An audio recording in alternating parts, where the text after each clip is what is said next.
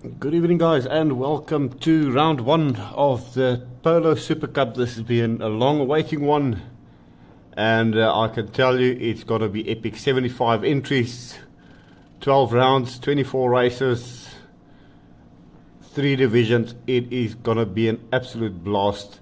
Currently on the grid, the Division 1 guys. On pole position there, Danny van Rooyen. We're going to stick with him into the first corner, and right next to him we have got none other than the young Henko van der Berg. Third place is, I think that is big brother Christian van der Berg. Behind them we've got Dylan Visagi. Then we have Justin Davies, followed by Jeff Leroux in the Rufer Dish Polo. Then we have Mark Guy, absolute fantastic qualifying session by him. Then we have Luciano Benini, Jacoviso. They're revving up, they're going to be off. John Musu. What's going to happen? All these guys are within 1 second of each other as they pull off the line. Who has got the whole shot here? We see Yannick Coetzee there getting quite a good start. We're going back to Danny van Rooyen and the fight for the lead. As soon as I can find him on here. And there we go. Danny van Rooyen in the lead. On the inside there we have Henko and Christian van der Berg. Both brothers already going for a move on Danny. A bit of argy-bargy there. It's the first race. It's the first corner. And they are already at it. We see Dylan Visagi there being caught out by Jeff Leroux. Jeff Leroux going on the inside there. Now Dylan is back on the inside of Jeff as they go through barbecue. As they go out there. Oh, and contact there between Jeff and John Musu. And John Musu runs into the side of Justin Davies. So two of the top runners immediately out of contention. And the wars has already begun as far as two corners into the race. And we can see all 25 cars. A massive field here. Danny van Rooyen and Henko van der Berg already in a massive battle. Third place currently there, and we see Christian van der Berg ever so slightly jumping around on track, so not sure what's happening there. We see Lucas Meintjes in the background, a bit of a moment there, but Justin Davies currently in third place, being followed by Christian van der Berg. And it seems like, no, Dylan Visagi is also right up there, and they have got Jacoviso behind them, as well as Luciano Benini. And it seems like Marga has fallen back ever so slightly, so he might be playing it safe. We also had a bit of a mistake there. We see Iger Rix there running down the back straight as they go towards Crocodiles. Danny van Rooyen retaking the lead there in the foreground. Then we see contact there. Jacoviso going a bit sideways there. Not sure what happened there, but there's a massive battle there. It's 5 cars in the pack for 7th place. It's Luciano Benini, Mark Guy, Jacoviso, Yannick Coetzee. We see Lucas Meintjes, AJ Jacobs getting in there. Peter Gelder is in the background. And then and a bit of contact there, Jacoviso and Lucas and we see AJ. AJ is being punted off there by Lucas Meintjes, so AJ right into the wall there, and unfortunately, accident there for him in the Bitstream Polo. And there we see Jacoviso having coming the best out of this one. Now Uncle Peter Geldenhuis, probably the oldest driver on track, currently coming under attack from, who is this? It's John Musu who's making his way back. Peter runs wide there, that allows Melvin Gous to slip through, as well as John Musu and Chris Foley there. So these two guys on a roll. Chris Foley there passing Peter Geldenhuis now. And then JP Brandt in the background there. His first time ever in Division 3. And he is doing a hell of a job there, staying up with the pack. And in the background there, unfortunately, it looks like the car of Lucas Meintjes going into the walls there. So not the best of races for him. Peter Geldenhuis putting the Polo sideways there as he goes through Sunset. Going into Clubhouse Bend, coming under attack from Chris Foley. He defends his position there, and then we see up ahead, I do believe that Danny van Rooyen, yes, Danny van Rooyen is still in the lead there, but he is being haunted by Henko van der Berg. Unfortunately, we have lost Christian van der Berg due to internet issues, so I hope he'll be back for the second race. One of the top guys there out of the running, Jeff Leroux, trying to fight his way back from the rear after massive off there. Dylan Visagi now falling back ever so slightly. But Justin Davies not falling back. Keep an eye on him. He's currently in third place. These two are having a massive battle, and Justin is going to try and catch up on them. And I'm quite sure if they continue battling like this, Justin will be joining this battle for first place quite shortly, as will Dylan Visagi.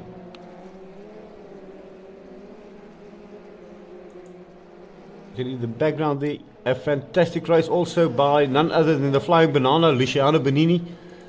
Losing a bit of ground there, but currently in 5th place, 6th place there, Mark Guys. So he had a good qualifying. He is still up there for good points position, but he is losing out on the leaders.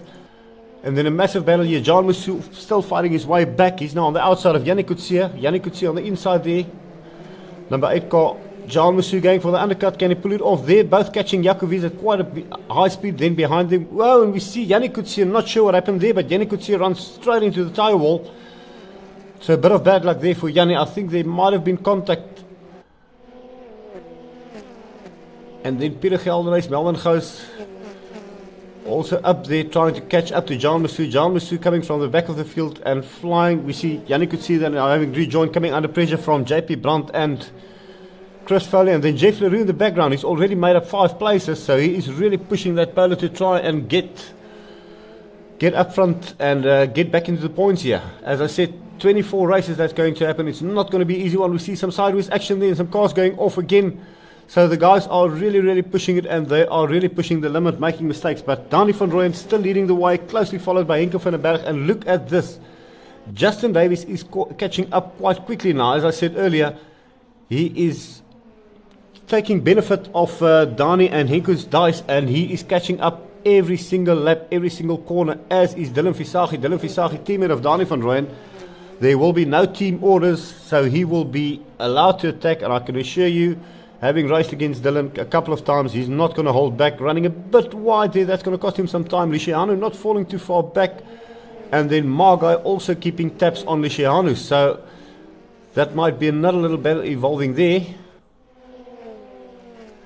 Then back to this massive battle. John Masu currently, as I said, trying to fight his way back. It's a massive battle between him and Jakovic in the PW Select Group, VW Polo. Jak on the inside there. John taking a very wide line. I must say, just before the race, John did send a video of his whole rig starting to crack right under the wheelbase. So I'm not sure if he's going to be able to make this race, or if he's going to end up in a tyre wall with his wheel on his lap. But let's hope for the best. He's already had a horrid first corner, running into the wall and losing a lot of time, but it all seems okay. He's on the outside there of Jakovic. Yes, he pulled it on the outside through Sunset. He had to run towards Sunset, and he makes the pass, and Jako's not holding back. Jako immediately attacking, going on the inside. Can he put his nose in there as they go towards the S's? Will he be able to pass John? You can just see Melvin Gous behind Peter Gelderhuis is also slowly catching up to this battle. These two really going at it. So we look Jeff Leroux. Jeff also having come through the field. This is quite a big battle. This is a battle. JP Brandt, Chris Foley. That is one of the... Is that the PWP car? I can't really see the name there. Then we have Jeff Leroux. We have... I think that is Ivor Rix, if I'm correct. Guys, you can help me here. And we also see AJ Jacobs coming back now. Ernest Heather in there. Ryan van Wyk. So this is a massive battle here, guys. They're really battling it. Look at Jeff. He's trying to get past the number 16 car there. I still can't see the name on the back window, and I've got no idea. I know it's one of the Davis team guys, but I literally cannot make out the name. So if you guys watching, just tell me who that is.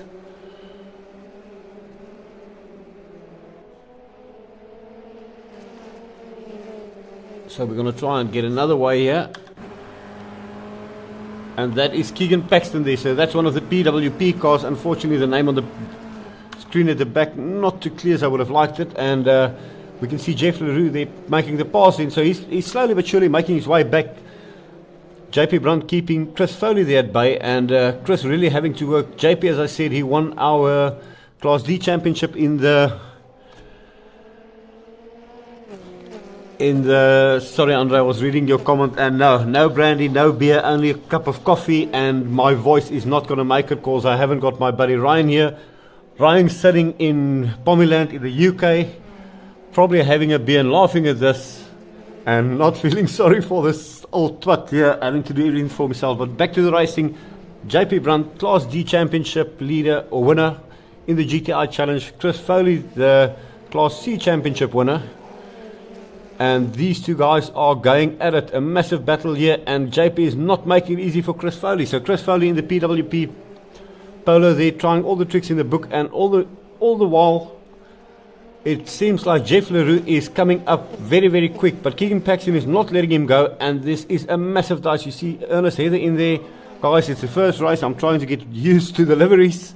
These cars look beautiful, but it's not easy to see who's who. But we'll get there. We'll get there. back to the lead now. And it's a four-way battle. Justin Davis coming under pressure from Dylan Visagi now. No, that is actually Henku. So, not quite sure what I missed there, but Henku has fallen back into third place, and Justin Davis has made up that gap, and he's up into second place, pressurizing Dani van Rooyen. So Dani having quite a bit of a time here on his own.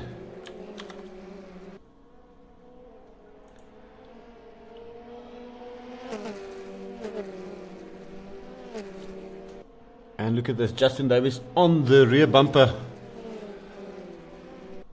Yeah, Polo Cup, Polo Supacup is what it is. They're bloody fast and tricky to drive, and with all these maniacs on track, it's not easy to follow everything you got. And but a massive battle here. Justin is putting the pressure on Dani van Rooyen there, and then and that's going to cost him some time there. Justin just running wide, Dani van Rooyen staying on track, but not so much. Justin very late on the brakes, and look at this, Henku van der Berg is now coming in. He's bringing Dylan Visagi along with him, and Luciano Benini there in 5th place is just looking at this battle going on and knows if anything goes wrong, he will be there to take a position. And these guys are absolutely pushing it to the limit. Dani van Rooyen still in the lead, Justin Davis 2nd, Henku van der Berg in 3rd, Dylan Visagi in 4th place. A massive dice here for the lead, guys. This is for 1st overall. These guys are not holding back. Luciano Benini currently in 5th place, and then Margai, a fantastic run by him in the wholesome bread. Super Cup Polo, not Polo Cup. Sorry for that. But Margai having a hell of a run there. You can see a wonderful, clean looking car. Currently in 5th place, and then a massive battle going on in 6th place there. We're going to try and get to that one. And if I'm not mistaken, that is the battle that John Massou is currently in and leading. So the battle for 6th place, John up to 6th place. Jaco Visser in 7th, very, very close on the rear bumper there. So Jaco has not given up on John whatsoever. He is really, really pushing it. So, and it looks like he might make a move on him unless John can pull away. We know that as soon as John gets a gap, he does pull away very, very quick. I'm not sure how many push to passes he has left, but I'm pretty sure they both have spared them for the end of the race, and these guys chasing each other super, super hard. We're going to go back to the dice which we saw earlier, and that is the one where we saw JP Brandt having to fend off Chris Foley, and unfortunately Chris Foley has dropped 2 positions, so a lot happening everywhere. Keegan Paxton now on the rear bumper of JP Brandt, and then followed by Jeff Leroux. Chris Foley running a bit wide there, and then Ernest Heather also still in the battle there. So these guys still pushing really, really hard, not giving an inch. We see AJ Jacobs there after he's off, still on track and getting back into the groove. Unfortunately, a bit of an incident there from right in the beginning of the race. Lost a lot of positions, but he's up there. He will be getting points, and JP Brandt doing an absolutely fantastic job here at the moment. Also see Jamie Ray Nichols there as they go down the hill. He is right behind AJ, so he's also in the fight there, not giving up. Ryan van Wyk, unfortunately, a bit of an off early in the race and not having the best of races, but it's returned to sim racing after quite some time, and I'm pretty sure we'll see a lot more of him in the future. And Dani van Rooyen now pulling a slight gap on Justin Davis, and Henku van der Berg not as close as he would have liked to be to Justin Davis. So these 4 spread out but still within reach of each other, and then we see Luciano Benini not really able to make up that gap as he would have liked, but he's got a solid 5th place, good points, and if he can maintain this towards the end of the race, he's going to be a very, very happy man. And look at this, Henku is now caught up to him and to Justin, and is he going to go for it? He's on the outside as they go into Clubhouse Bend. Justin defends the inside line there. Henku not going, well, is he trying to go for the inside through the S's? That's a brave move there. No, he backs out of it, he plays it wisely. He might try a run up towards Leeuwkop. Will he do it? He's got the run on Justin. Justin just trying to keep that line open. And look at Dylan. Dylan now right on the rear bumper of Henku there. And it's Henku on the inside of Justin Davis. So these 3 cars in a massive battle. Dani van Rooyen now gets to pull away because he's got no pressure at all. And these guys are holding each other up by having to defend their lines. And it's Justin Davis on the inside, Henku van der Berg on the outside. Can he make a move there? Dylan Visagi trying to put his nose in there. Justin pulls it off. He just stays ahead of Henko, and Henko having to now squeeze in between Dylan and Justin in order not to lose a place as they come down the main straight. Who's going to use push to pass? Who's going to be able to get the run out of the last corner as they go onto the main straight? Who has got the run there? 3 cars bumper on bumper fighting for second place, and it is an absolute massive dice between these guys, not an inch being given.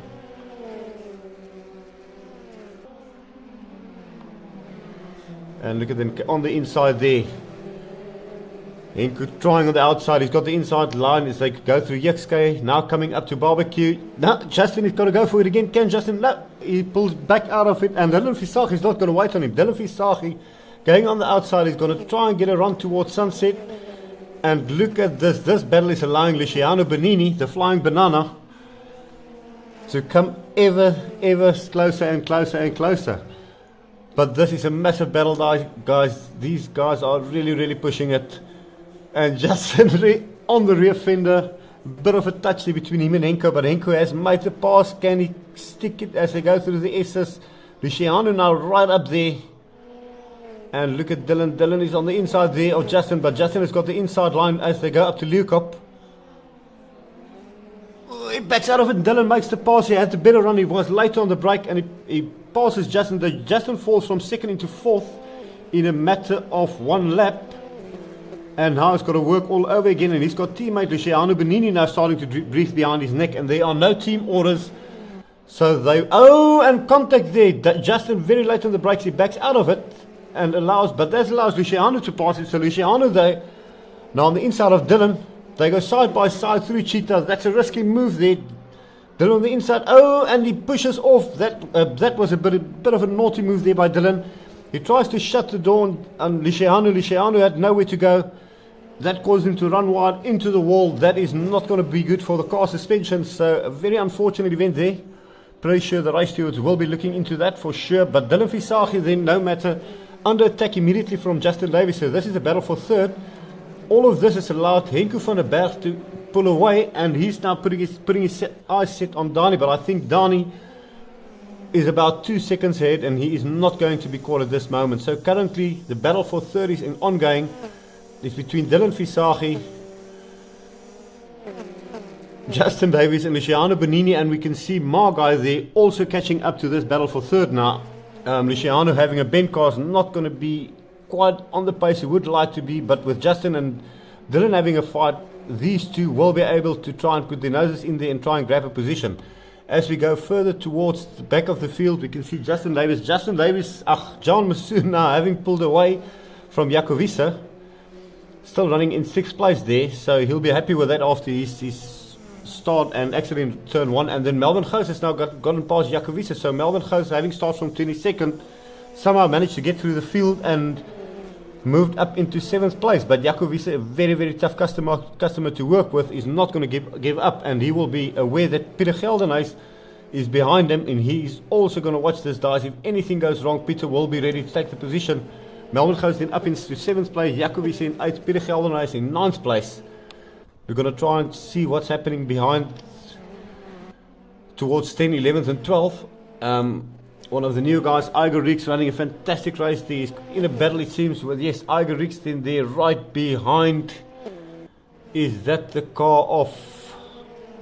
That is actually one of the prettier cars and tracks that we've seen, and I've really got to give credit to this driver and the designer who built the car. The car looking really good, if I can just find the bloody name on here.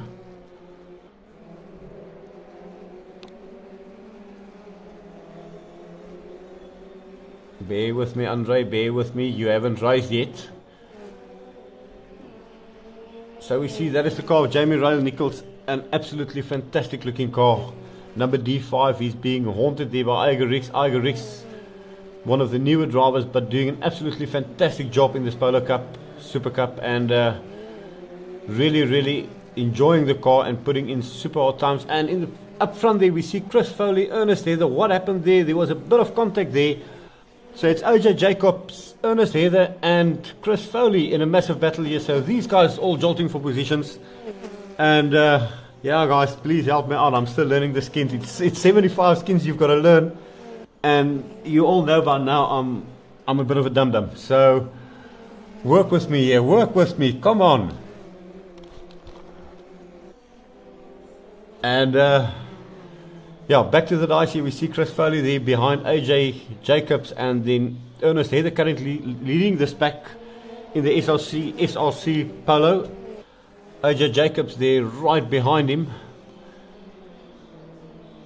and coming under a lot of pressure there by Chris Foley. So Chris Foley having a fantastic event here, but JP Brunt, not sure what happened to him. He was in this battle, and it seems so.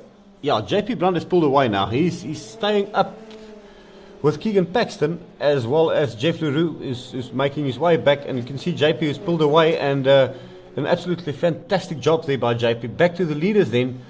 They are about 3/4 through the race, and Dani van Rooyen at this stage is pulled away. He's literally got a 4-car gap over Henko van der Berg. Henko in turn has managed to pull away from Dylan Visagie. Dylan Visagie there in 3rd place. Justin Davies trying his best to try and catch up at the moment. Not so sure if he's got the time left to do it. He is about 2 car lengths behind him, so anything can happen. One wide run there by Dylan, and he'll be on his rear bumper. And we can see that unfortunately Luciano Benini, somewhere along the line there must have been contact. He has fallen quite some distance back now.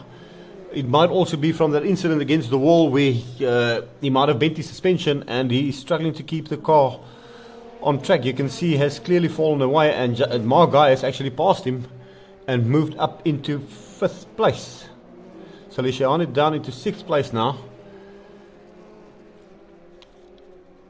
We're going to try and go through the field, see what's happening all around. We have got Christian van der Berg, who has joined after a connection error. He's not going to be a happy chappy, but at least he's going to grab some valuable points. In front of him, Ryan van Wyk, part of the Wholesome Bread team from Margai and Wayne Mitten. Wayne you'll see a bit later in the Division 2 race. Absolutely fantastic guy to race with, and super quick.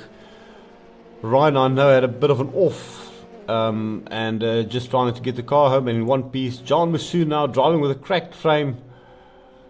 It's still holding on, not sure how, but he's still here, and I think he's going to be happy if he can see the end of the race.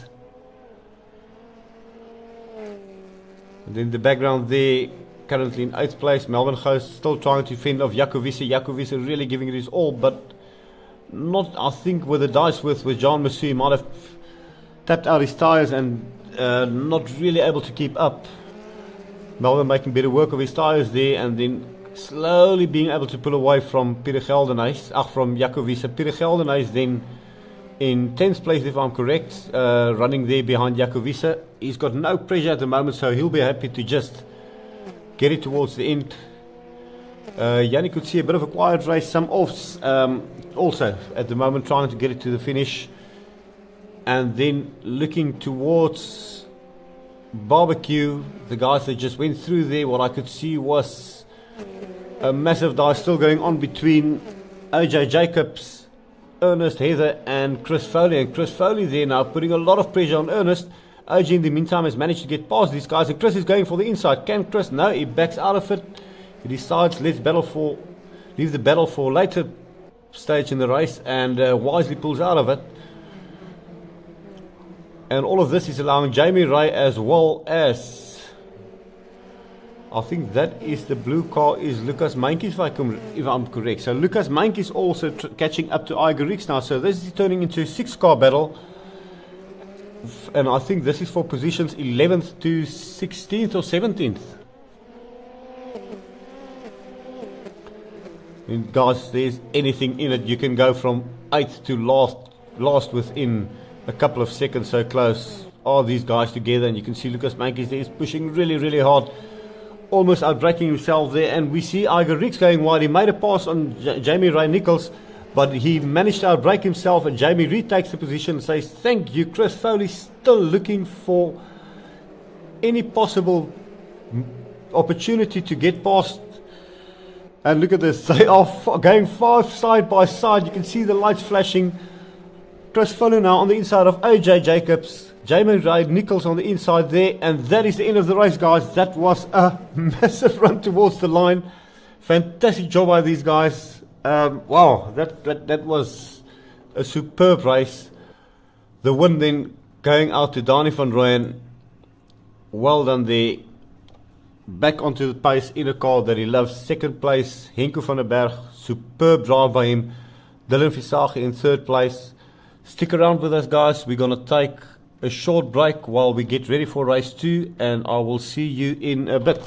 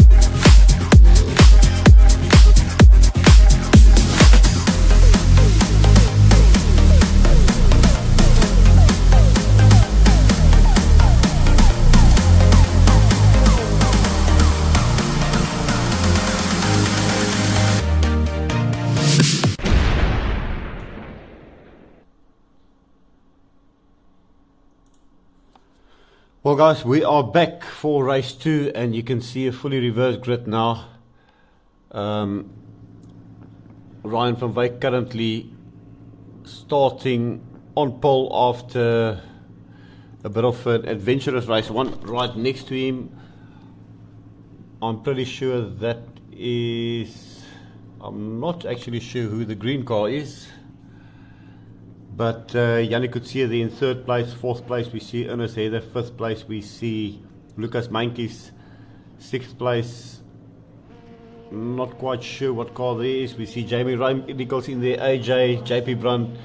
They're revving up, they're going to be off. We're going to go with the leaders at the back who's going to try and fight their way from behind, and I can assure you this is gonna be, yes, that is the green car of JP Janssen. Sorry, my bad. I should have known because I saw that car a lot in front of me.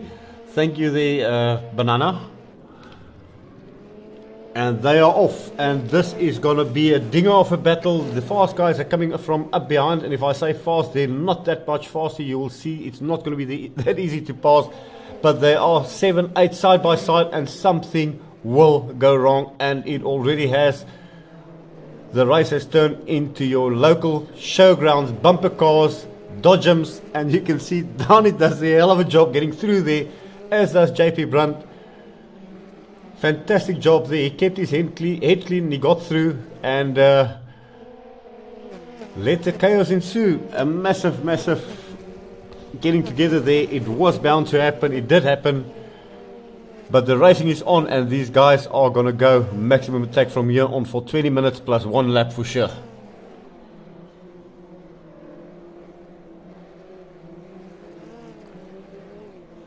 And you can see all the guys just trying to juggle for position now. We're going to see second place man for race 2, Henko van der Berg. Where is he currently? He's in the pack. He didn't get such a good start. He's trying to come through. He's behind Dylan Visagi now. Dylan also not the best of starts there. They're going to have to fight their way to get through here. So it's Henko, Dylan, and then we can also another one of the quick cars, Christian van der Berg. He is up there with Lucas Meintjes. He's absolutely flying, and they've got JP Jansen behind them. And I'm not quite sure who is currently where. As I said, I've got no telemetry, so I'm literally going on what I can see. And if I have it correct here, Christian van der Berg currently in the lead because he did not have such a good start in a good race with his disconnect. So Christian van der Berg currently leading. Second place then Lucas Meintjes, and that's a naughty one. Christian not allowed to block like that, but he pulls away. He allows Lucas to try and make a move there. That was a bit of a naughty move there. And a bit of argy-bargy there. JP Jansen there on the rear bumper of Christian van der Berg. Now we see, is that, yes, Dani van Rooyen cutting the track ever so slightly. He's trying to catch up. And yeah, he is absolutely flying at the moment. In the background there we see Ryan van Wyk also staying up with these guys. Now as I said earlier, Ryan didn't have a good start in race 1, but you can see him maintaining his pace with these guys. So all these guys are within a second of each other, so there's nothing in it. One single mistake and you're going to drop way back. So currently we have Lucas Meintjes having passed Christian van der Berg, second place now. Third place is JP Jansen. Fourth place is Yannick Coetzee. Fifth place is Mark Guy. Sorry, I thought that was Dani van Rooyen, but Dani van Rooyen still coming through the pack very quick. And you can just see the red lettering there. Now I'm starting to shake, and as I've got no idea what's going on here, what's happening. But Christian, oh, there's contact between him and Yanni. Oh, and Yanni comes onto the track. That's gonna, oh, that has caught Christian out badly. Unfortunately, Yanni unsafe return to the track, and that has taken Christian completely out of the race. Bit of a bad incident there, unfortunately for Christian. He was a passenger in that one, and couldn't do anything about it. But back to racing, we see Dani van Rooyen there as they come down the main straight. He is now going to put a hell of a lot of pressure on. Yeah, look at that, late braking, taking second place from JP. JP has got no answer. He's going to try and get the run of it, but Dani, the wise man, puts his car on the inside, just covers the line, and then in the background there is a massive battle going on. You can see there it's Iger Riggs, Jeffrey Leroux, Mark Guy, Melvin Gous, Henko van der Berg, Luciano Benini. It is an absolute massive battle here for fifth place, and well, I can assure you, if they're going to race like this, we're in for some super fun action for sure.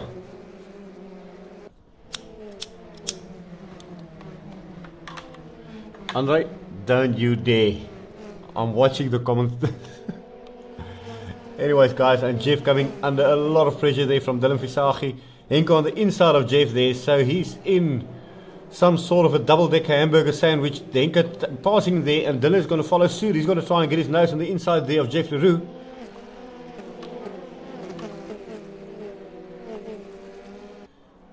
Jeff Leroux there, then still on the inside. Can he make this move? Very late on the brakes. He's on the inside. Henko trying to go on the outside. Dylan's going to go inside. Iger Riggs also up there.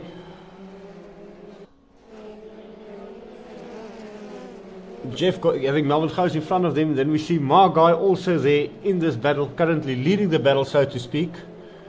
But everything's still in it. We see Justin Davies followed by Margai, followed by Ryan van Wyk, followed by Melvin Gous, Jeff Leroux, followed by Henko van der Berg, followed by Dylan Visagi. So it's a massive battle going on here. Jeff on the inside there of Melvin Gous. Melvin gives him room to pass. Henko is going to try and get his bumper right up into that yellow Polo. Can he make it pull? No, he's going to try and make a move. He has got the pace. He is the quicker driver. I literally have no idea what's going to happen or what to say at the moment. All I can say is that at the current moment it is still Lucas Mankies leading from Dani van Rooyen in second place. Third place we have JP Jansen, who's now coming under a lot of pressure from Yannick Coetzee. So Yannick Coetzee actually got away with that accident between him and Christian. Unfortunately for Christian, he had a bit of a massive shunt against the wall, and that was the end of his race for him. I'm not sure if he went back to the pit to repair his car, but we will see towards the end. And then as they go down mineshaft, we can see, is that the car of Mark Guy? No, that is actually Justin Davis. So Justin Davis also coming through the field now. Dani van Rooyen, we can see, has actually passed Lucas Mankies. So Dani now in a comfortable position again where he's leading the race and he can control it from there. Absolutely fantastic start to the race. He made it work for him. In the background there we can see Jeff Leroux also now after his first race off. They fixed the car. He has passed both Melvin Gous as well as Mark Guy. No, that is actually the pink car. That is the car of Ryan van Wyk. So Ryan running a bit wide. Henko's on the inside of Melvin Gous. They side by side down the main straight. So Ryan has got Henko van der Berg now next to him, and Luciano Bonini is going for a move on Dylan Visagi. Jeff Leroux very late. Melvin super late in the brakes. He outbrakes himself. He tries to make a void of action. He loses 5 positions in the process. Just shows you how quickly it happens. And side by side there now with Luciano Bonini. Henko van der Berg now on the rear bump of Jeff Leroux. We see Luciano there. And he is followed by Dylan Visagi, Ryan van Wyk, Iger Rix, Jamie Ray Nichols. This is an absolute massive battles. And I mean, I literally don't know where to look or what to say. The whole pack is in here, and in the background you can see, I was pretty sure I did see JP Jansen coming through there.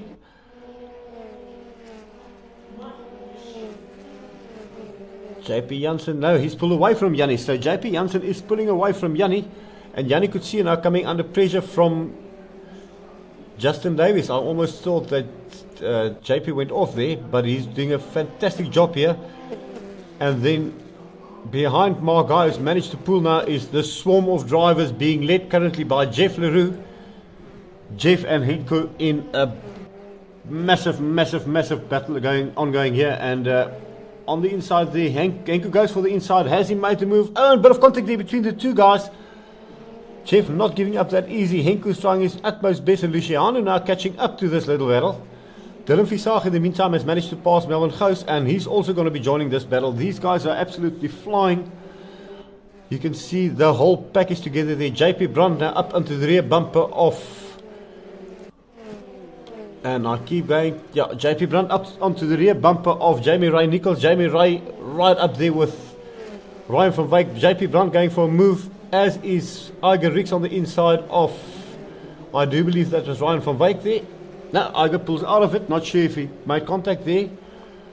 But Ryan van Wyk maintains the position. JP and Iger now side by side. And oh, JP hangs on to it. Iger unfortunately loses it and goes off. This is going to allow...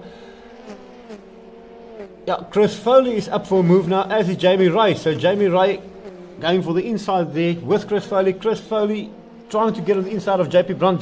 Jamie has pulled off the move, and JP on the inside there. Chris on the outside. Keegan also joining the battle now. And then we have Peter Geldenhuis as well as AJ Jacobs joining the fight. So it's both Rix brothers in there, I believe. No, DT is in the second. That is Iger Rix racing there. And this is absolutely crazy, guys. They are 6 or 7 cars not giving an inch. This is absolutely insane. I saw AJ's car there. Just saw the red trying to come in for a move. We're going to try and get to him. Did he pull it off? JP Brandt there leading Chris Foley, leading Keegan Paxton,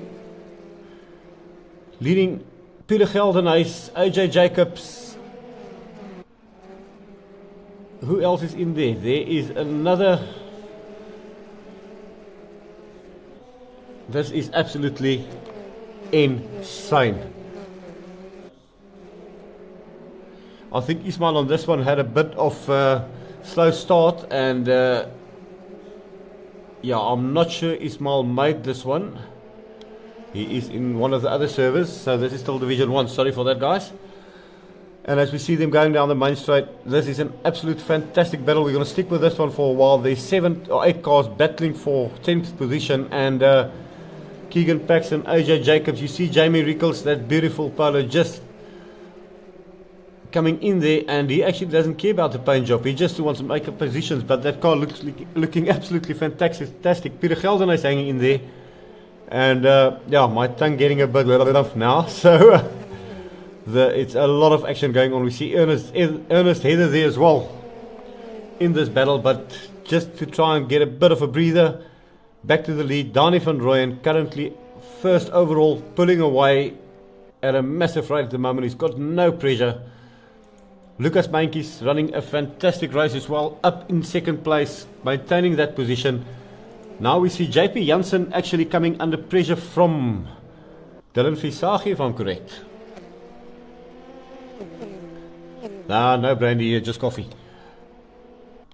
And so that is actually Justin Davies putting a lot of pressure here on JP Janssen. So teammate versus teammate, no team orders, but they will have some respect for each other. And in the background there, we can also see a massive battle going on. That is being led by Luciano Bonini, Dylan Visagi, and Henko van der Berg. Henko still trying to fight his way through the field. We see Luciano Bonini there right behind Jeff Leroux. So that is actually for 5th place. Jeff currently in 5th, Luciano 6th, Margai in 7th.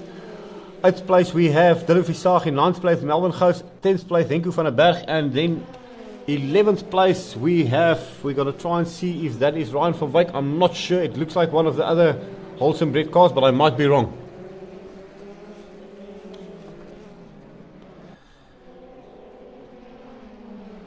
Andre, you know more than I do. Anyways, thank you for that, guys. As they go through barbecue towards sunset, and Margai now putting a lot of pressure, starting to pressurize. Oh, and Mark putting it in a full-on slide, and Henko also trying to get past Melvin. He is really struggling to get past the old man. Melvin making that Polo as wide as possible. He knows he's got the slower car. Henko, a much quicker driver and absolutely flying on this track. He is going to go for the inside. He likes this move. No, he pulls out of it. He doesn't pull through.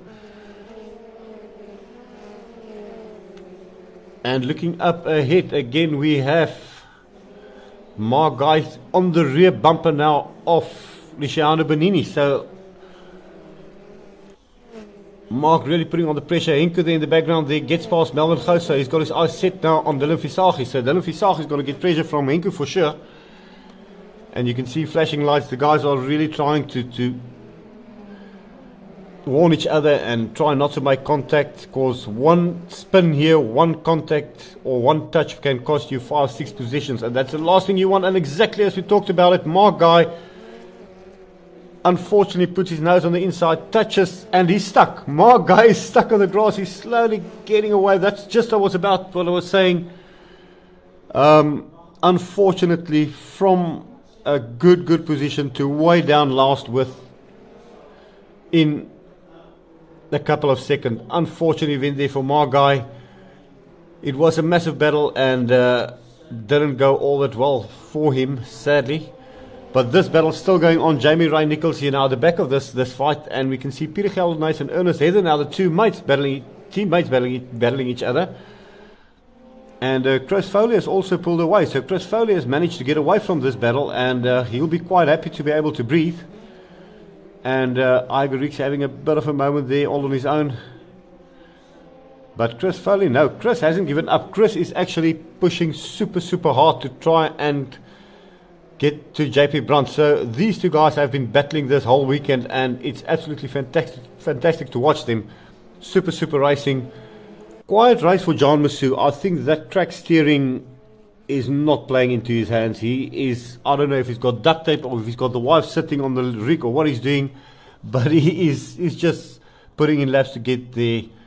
super sad to see him struggling like this, but it doesn't always go right, and unfortunately for him, as I said earlier, the whole steering wheel cracked off the base, and he was driving on a threaded needle, so to speak.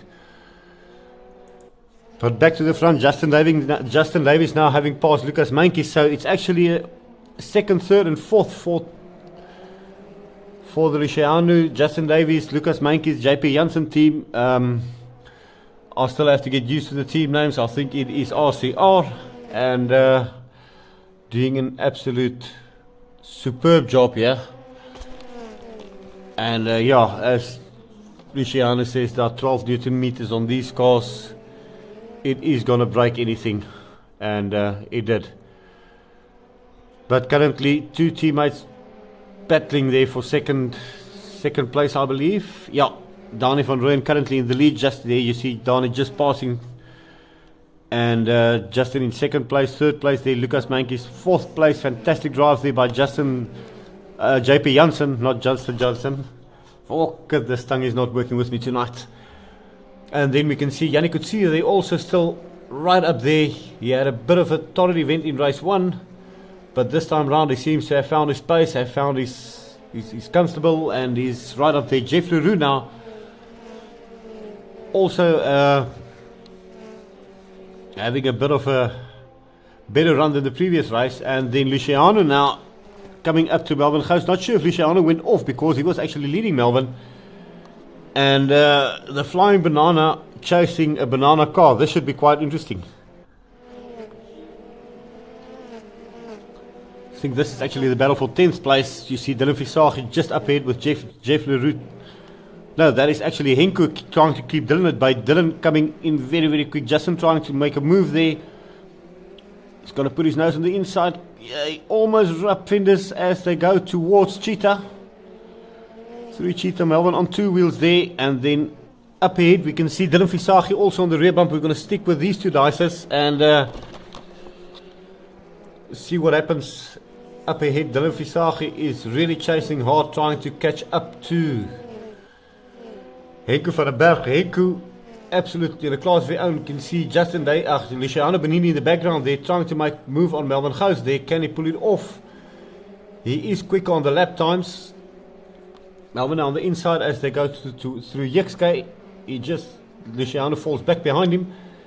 And as they go through Barbecue, can Luciano get the run as they go towards Sunset? Has he got any P2Ps left? You can see both drivers pushing really, really hard. And in the background there, Ryan van Wyk doing a superb job. And look at JP and Chris Foley. They're also right up there. So these guys are all within striking distance and very, very close to each other. Luciano trying every single book in the move there to try and get past the A3 Polo of Melvin Gous.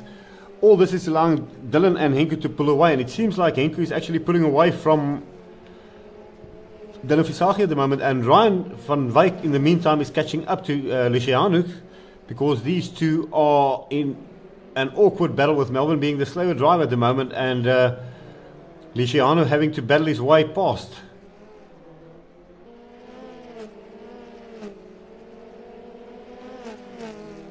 Got to see what's happening at the front here for a minute or two. John Massou, as I said earlier, unfortunate event for him. JP Jansen, JP Jansen now attacking Lucas Meintjes. Lucas, Lucas putting it on two wheels there. And Yannick Coetzee just hanging back, watching this battle.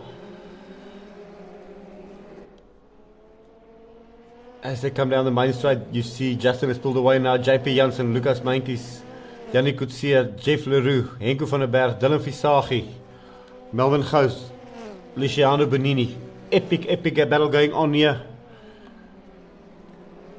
And Luciano again going for another outbreak. Can he pull it off? No, Melvin very late on the brakes. He runs wide. That's going to allow Luciano to go in on the inside. Can he pull it off? They're side by side as they go through Barbecue. And Luciano has made the... and Melvin runs into the side of... That was Yannick Coetzee. It seems like Yannick has spun off, as has Lucas Meintjes. So something happened up ahead there, and that was the car of Yannick Coetzee standing still on the corner, on the line, and Luciano, Melvin side by side, nowhere to go, runs into the side of Yannick. That is absolutely going to destroy both cars.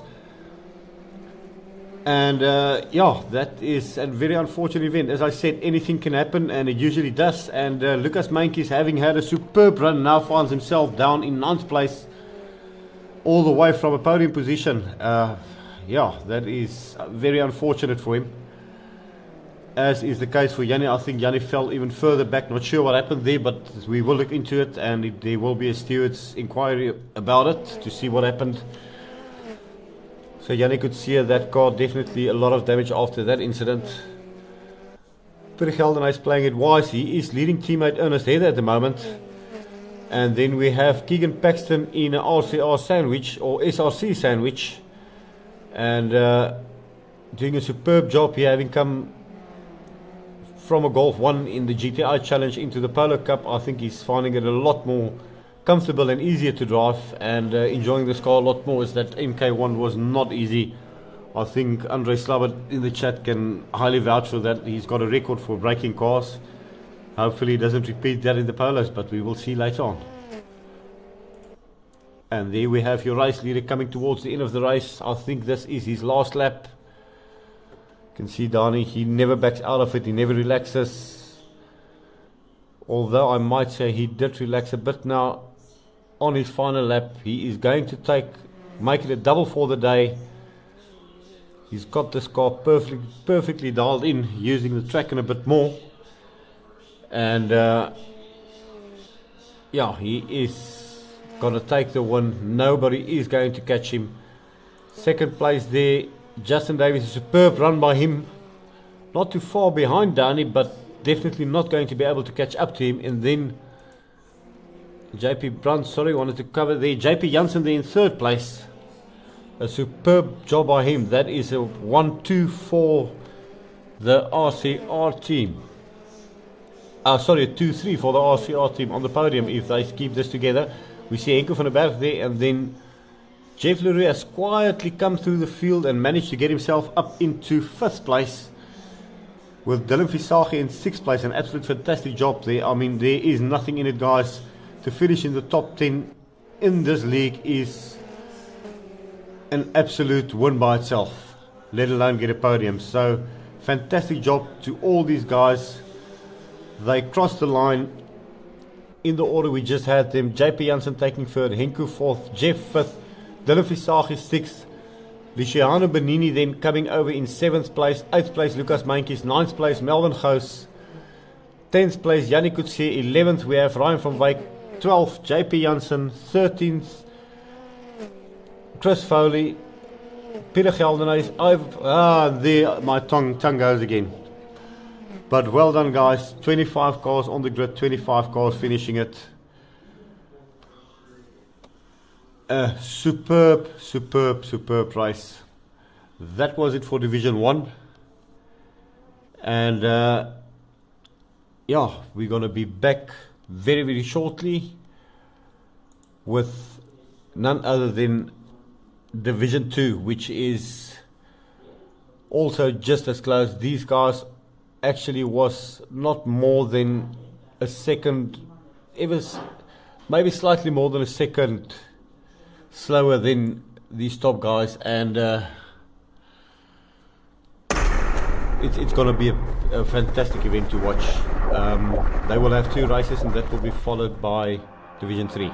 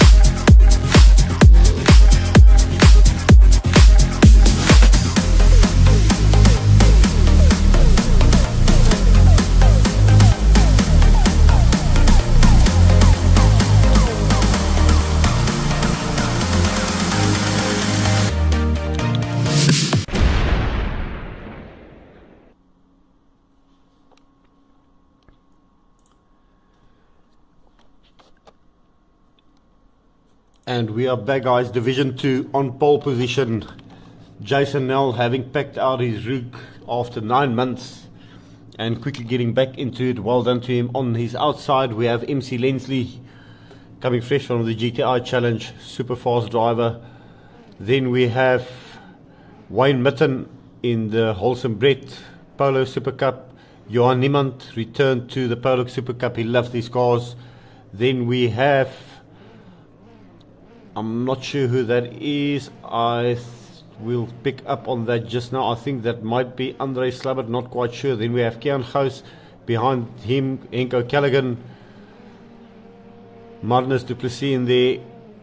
25 cars on track. Difficult to make out who's where now, but we're going to see what happens as we go into turn 1. We've got Johan Niemand there. We're going to go with pole sitter Jason Nell and see what happens as they go towards, and they are off towards turn 1.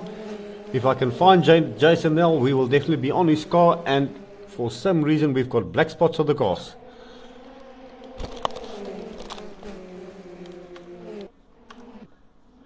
Not quite sure why we have these guys. We've had it before.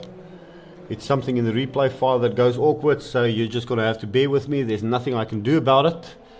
But we see Jason Nell there immediately being, and Johan Niemand makes a superb move on the outside of Jason Nell, takes the lead immediately.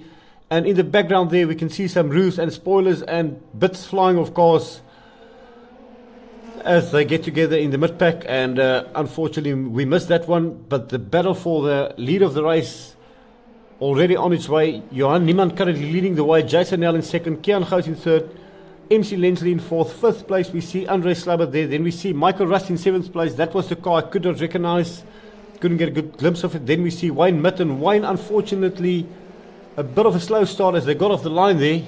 Oh, I hate what's happening here, but we're going to have to live with it. I'm so sorry, guys.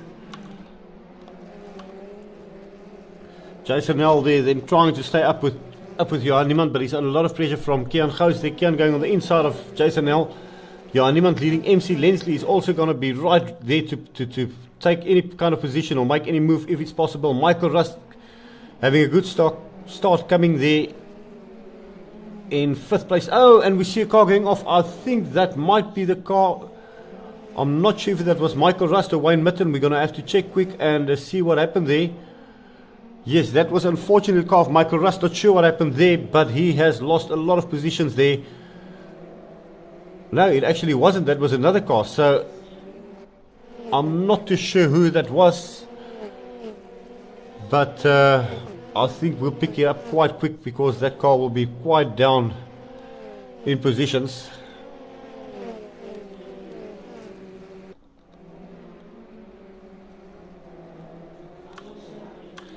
Yeah, for some reason it does it in some races. We're just gonna have to live with it. We have had it before, and we see, oh, and contact there. That will allow Michael Rust to pull away. That's Peter Francis. That was Peter Francis actually. So a bit of a argy-bargy there. But back to the lead, guys. We're gonna try and stick with this one.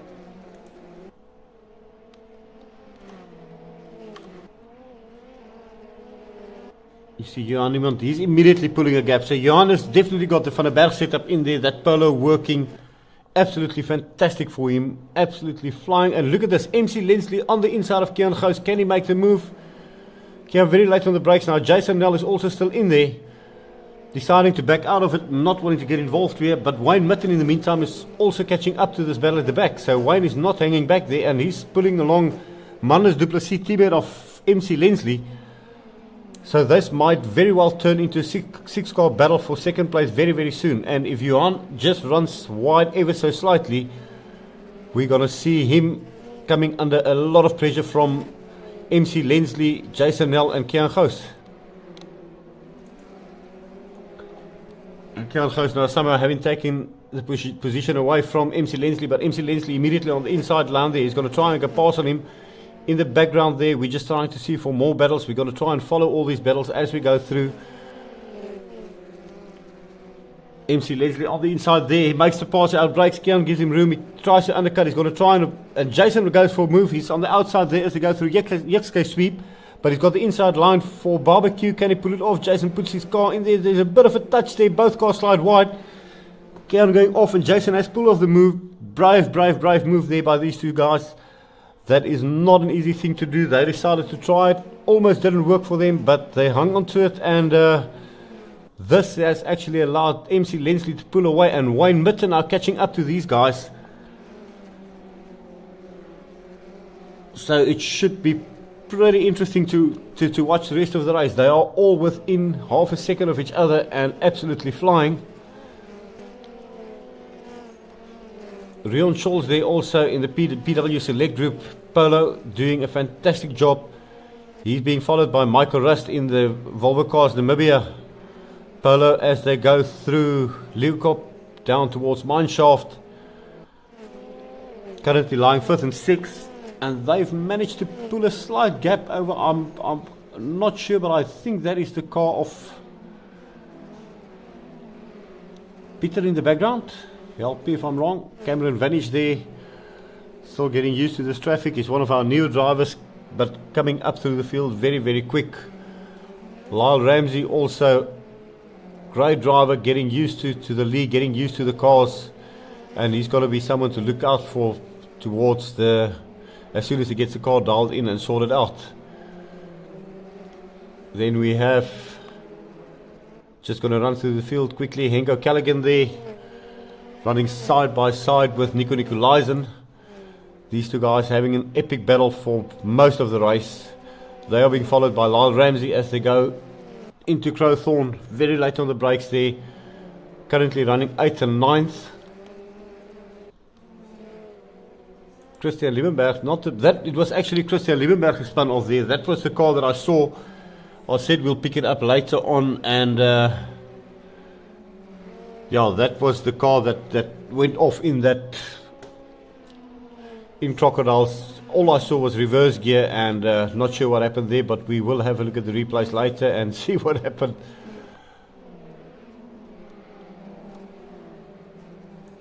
There we see Rickney Matthijssen just running through the field. A couple of our new guys. Tian Damas also having an off in the first corner and trying to come back. He's pulling some sort of, I don't know what he's pulling behind him, but it looks like a piece of bunting. Don't know where he picked that up. But back to the fight for the lead. And currently, look at this. Jason Nell now in 3rd place. Going for a move on the inside. Very deep into the Crocodiles. MC Lensley going for the undercut. He's on the inside as they go towards Cheetah.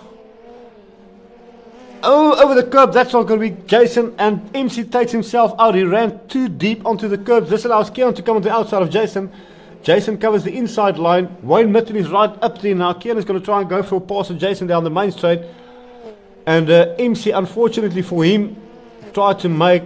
I know he's a motocross rider, but I believe he wants to be one, because he tried to make that Polo jump. Jason Nell there on the inside, and look at Wayne Mitten. Wayne Mitten coming up very quick now. As I said, wise head on those shoulders. He just watches from the back, and then whenever he sees he's got the opportunity, he makes his move, he passes you, and it's bye-bye. But look at this, battle for 2nd place, 1, 2, 3, 4, 5, 6 cars. And they are all have an equal chance to get this position. Jason Nell there in 3rd place. Johan Niemann settling down in 1st place, leading the race, got no pressure at all. He's just putting in those laps and trying to get to the end. You can see him coming up here towards Leeuwkop. As he goes into Leeuwkop, I think he's got about a 2-second lead and maintaining that lead for sure.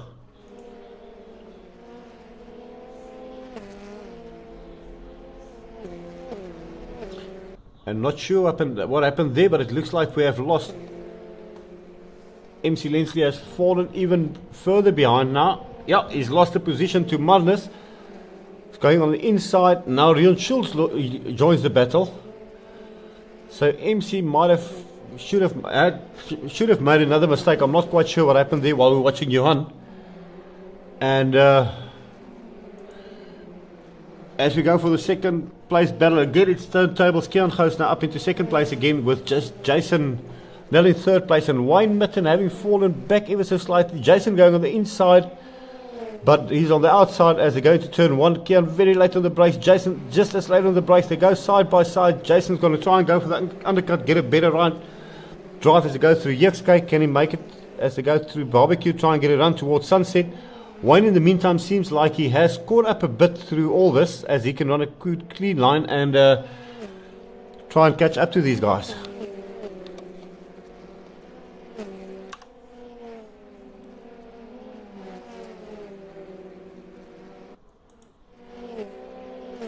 Cameron Vanish coming under pressure there.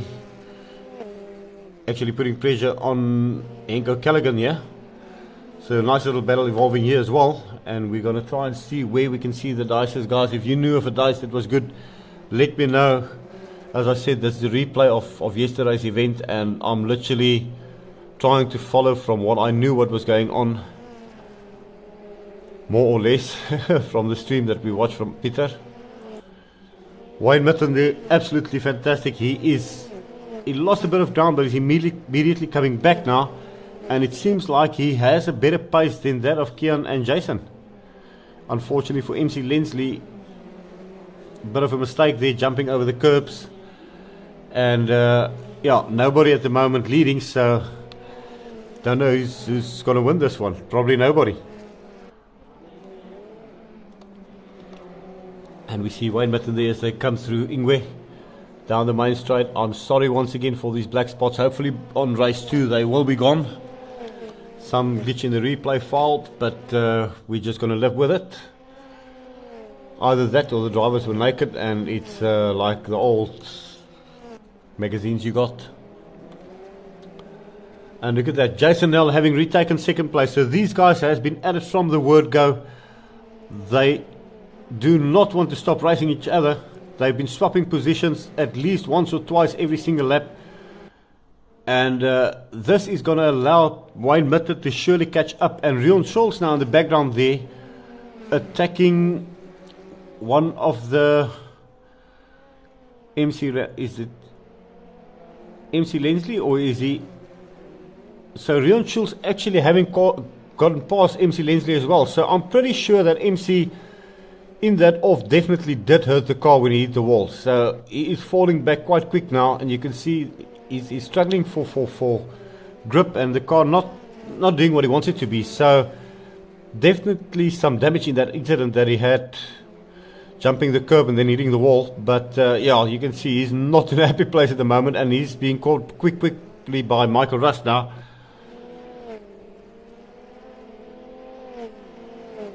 And yeah, let's, as I said, Johan Niemand at this moment, I think that gap up to about 3 seconds now, and Jason Nell still in second place. Wayne Mitten now right on the rear bumper, so there's a three-way battle for second place. And Rion Scholz in the background, he was right on the rear bumper of Marnus du Plessis, but he has somewhere, he's lost some time, and Marnus now having to, getting some clean air, and he will be able to catch up to the pack ahead of them. As soon as they start battling, there's definitely going to be some action.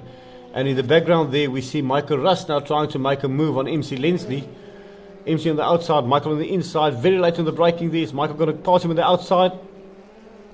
Michael has got the inside for Yexkay. They try and avoid each other there. Michael backs out of it. He's going to try and get a run towards Sunset as they go through Barbecue. He's got a better run through there. Can he pass him on the outside? He's going to try and do it as they head towards Sunset. Michael does seem to have the drive. No, Lensley is not backing out of it.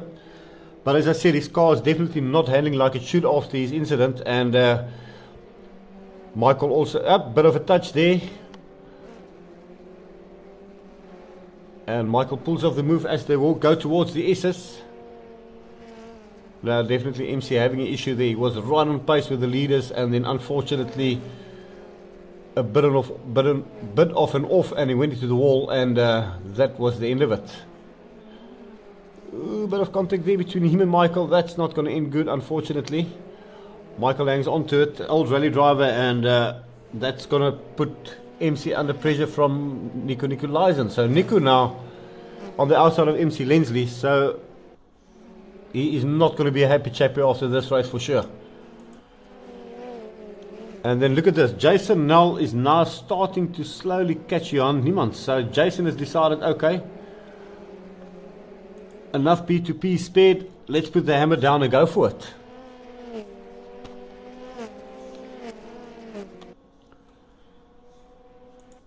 Oh, and we see Peter Francis there putting on 2 wheels just in time to see that one. Andre Slabbert behind him. And he is being followed by Dieter Rix. We saw Iger Rix earlier in Division 1 doing a superb job. Dieter Rix in his first ever sim race with SRA. And not a bad battle at all. Peter also one of the newer drivers and really coming from strength to strength. Andre driving all the way from the US of A, so I think he's actually sitting on the stream during work hours. So you talk too much, I call you boss, eh? No, never. Then Tian Damas, all on his own at the moment, also one of the newer drivers, a quick driver, but getting used to the car, getting used to Assetto itself, and he's going to be someone to look out for in the future. Chantal de Jager, not the best of races for her. She loves the car, but not used to 25 cars around her, and also with a sick little daughter, mindset wasn't really on the race, but she is the quickest lady on SRA at the moment. And with 2 new girls having joined, it should become very interesting in the near future. See Lyle Ramsey there now having joined the battle with Nico Nicolaisen, and MC actually not losing ground on Nico, so he's happy where he is now. The car is not 100%. Very late on the brakes there. Lyle is going to try and go for the undercut there. MC running ever so slightly wide. That allows Nico Nicolaisen to pass him again. See Rickney Mathieson also there. One of the new drivers, 316 car. Beautiful looking car. All these guys getting into the groove. They are quick. They're already up into Division 2. That says a lot about their pace. And all these guys definitely someone to be looking out for in the near future for sure. Bit of a wide one there. That's not really where you want to turn, but these polos, especially the crocodiles, do tend to catch you out. Oh, and look at this. This is turned into a battle for first, second, and then third and fourth. Jason Nell right up into the rear bumper of Johan Niemand into the closing stages. They're about 3 quarters through the race.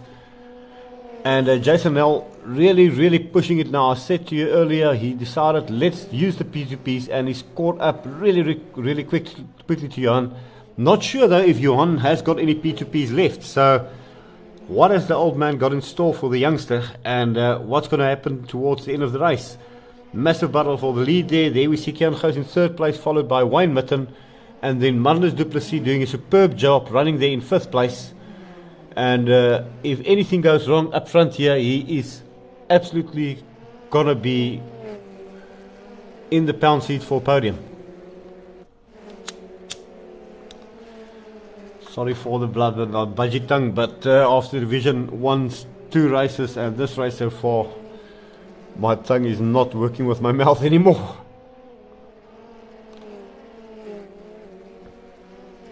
Looks like Jason has just lost a slight bit of ground, as is the case with Wayne and Kian. Kian slightly pulling away from Wayne, but Wayne seems to be very quick in the first latter of the track. And the first part of the track, and the latter part, Kian seems to pull a slight bit of a gap again. So we're going to keep an eye on these battles for now, especially the one for the lead. This is for the win. They've got about 3 or 4 laps remaining, and Jason absolutely on a fly now.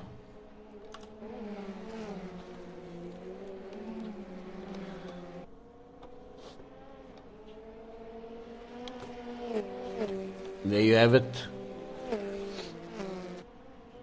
Jason saying, or Johan saying, Jason wanting to see the car, so Johan allowed him to catch up and have a look at the car.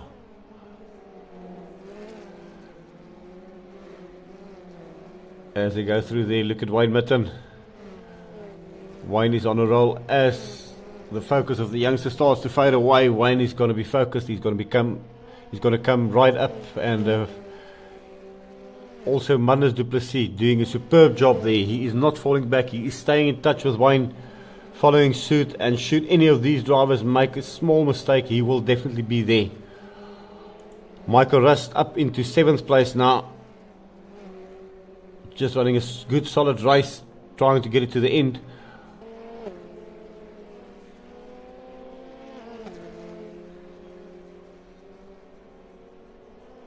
Jano Beekers in his first race there. That car also a superb looking livery on that car. Screaming face on the side.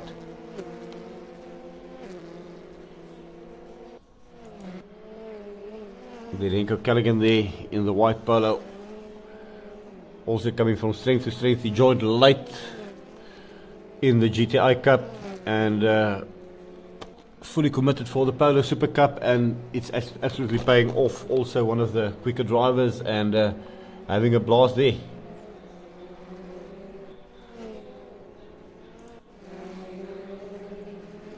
Oh, and look at this. Kian has lost a lot of ground of Jason. Wayne is right up on the rear bumper, as is Magnus. So this should be an interesting one for sure. We can hear Jason going past. We're going to keep an eye on this one. But we're also going to check the battle for the lead. And I'm not sure what happened to Jason there. Jason has gone off. So I think we missed that one. Jason somewhere, something happened while we were watching the other cars. I'm not sure if there was an incident between Johan and Jason, but Jason having gone off, and that in the process has allowed Kian, Wayne and Magnus to get into a massive battle. So let's see. Yeah, Jason way behind now. He's fallen behind Rion Schulz and currently in 6th place from a possible win. So he's not going to be a happy chappy, that is for sure. Unfortunately that is some of the cobwebs, I believe, still having to be dusted off. As I said, not going to point any fingers. Jason is a superb driver. So I'm not sure if he made a mistake or if he slid off or what happened. I'm pretty sure he will inform us. And very unfortunate. He was absolutely out. There we have the confirmation. It was an accident. So the stewards will definitely be having a look at that for sure and see what happens. Back to the fight for 2nd place then. Wayne Mitten absolutely flying. He's on the rear bumper. He's going for a move on Kian Gous. Will he pull it off? A super late drive. Fantastic move there. Kian Gous goes for the undercut there. Magnus du Plessis also in striking distance there. Side by side. Kian Gous on the inside as they go towards barbecue. Wayne Mitten going for the undercut again. They are absolutely not giving an inch here. And Magnus is going to try and get his nose in there. And Wayne passes Kian as they go through sunset, and Magnus is going to make a move as well. Kian on the inside there of Magnus, he cuts him off, trying to put his nose onto the inside of Wayne. There we have it, not enough track unfortunately, so most probably a racing incident, which is a very sad one, but we've got to stick with this one. The guys have got about, I think this is actually the last lap, so Wayne Mitten and Kian go side by side as they go up the hill with Magnus du Plessis trying to get a 2nd place as well. And look at this, Wayne now on the outside, Magnus on the inside, Kian trying to cover his tracks as they go down mineshaft towards Crocodiles. Wayne going for a move on the outside. Can he pull it off? Wayne really wide. He's onto the grass there. Very late on the brakes on the inside there. Bit of a touch there between the two guys. And look at Magnus. Again, there's fender on fender. Kian runs onto the grass. Magnus is going for the outside there. Bit of contact there. What's going to happen here? Wayne runs wide. Kian on the inside. Magnus is going to go for the undercut. Wayne's going to try and get a run. That was absolutely insane racing. Kian Gous taking 2nd place there. Wayne Mitten 2nd and Magnus du Plessis in Wayne 3rd. Magnus 4th. Rion Schulz in 5th. And Jason now does well to recover in 6th place. Very unfortunate there. I'm reading the chats here. And yeah. So a bit of a bump there, and then Kian running into Jason there. So we will definitely be having a look at that incident for sure. But fantastic racing, guys. Hopefully when we reboot the server we will not have this black blobs on the screens. We're going to try and follow all the dice as we possibly can. A lot of action happening out there, and stay tuned. 3 more races to go. The last one for Division 2 and gonna be the 2 races for Division 3, which was just as thrilling. The guys absolutely driving superbly.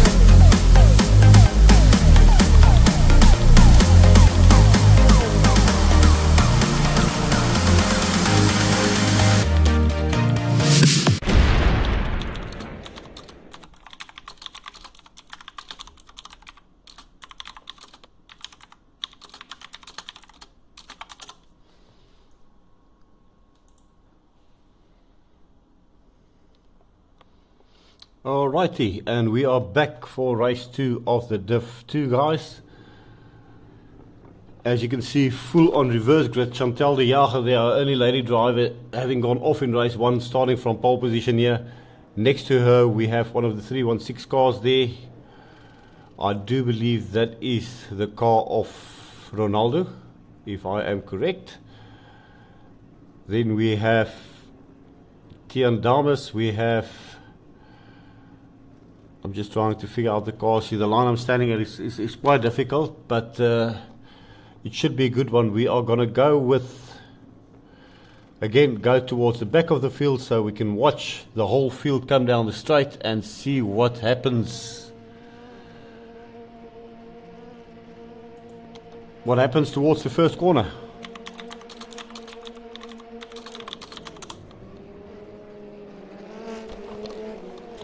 And they are off. Sorry guys, trying to chat all the way. We can see Animan there, and they're already 7-8 cars side by side, as we've seen in all the races so far. And again, something is bound to happen, as it usually does. Let's see who's going to be the wise one to get through the first corner. We already see cars flying all over the track.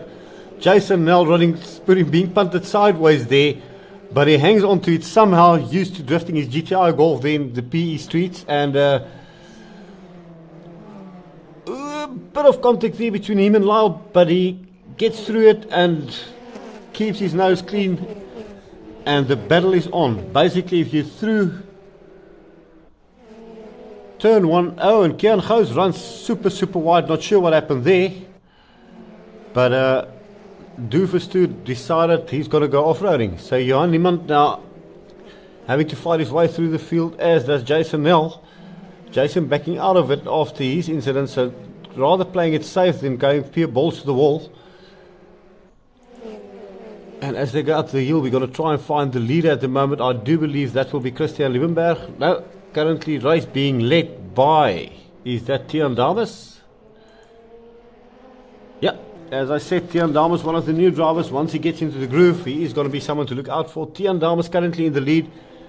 He is being followed by Christian Liebenberg in the CCB car, teammate to Michael Rust. And then behind them in third place, I am trying, is that Adrian Field?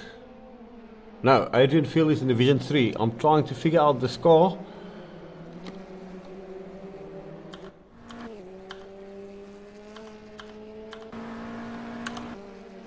And once you go on board, you get this black blobs. Note to self, do not go in car. Sorry guys, I messed it up.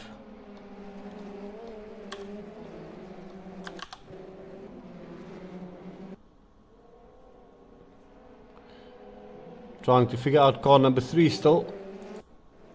Jason Nell, there's some, so not the best of races here for Jason. And we see a lot of cars coming back on track there. And Gous also going super sideways. Jason on the outside. So no matter where these two are on track, they seem to follow each other around, whether there's trouble or whether there's not. If one is in trouble, the other one decides to make a mistake all on his own so they can stay together. So yeah, quite interesting. See Ricky Tyson there. I'm still, as I said, trying to figure out who is currently in third place. If anyone can help me on stream here, it is Tian Damas currently leading. Second place, Christian Liebenberg. I just cannot make out the name. Peter Francis there on the inside of Lyle Ramsey. Dieter Rix also in there having a good race. He's currently in 5th place. Andre Slabbert up into 4th place. And strangely enough, Andre, I must congratulate you for not having been into some sort of barrier yet.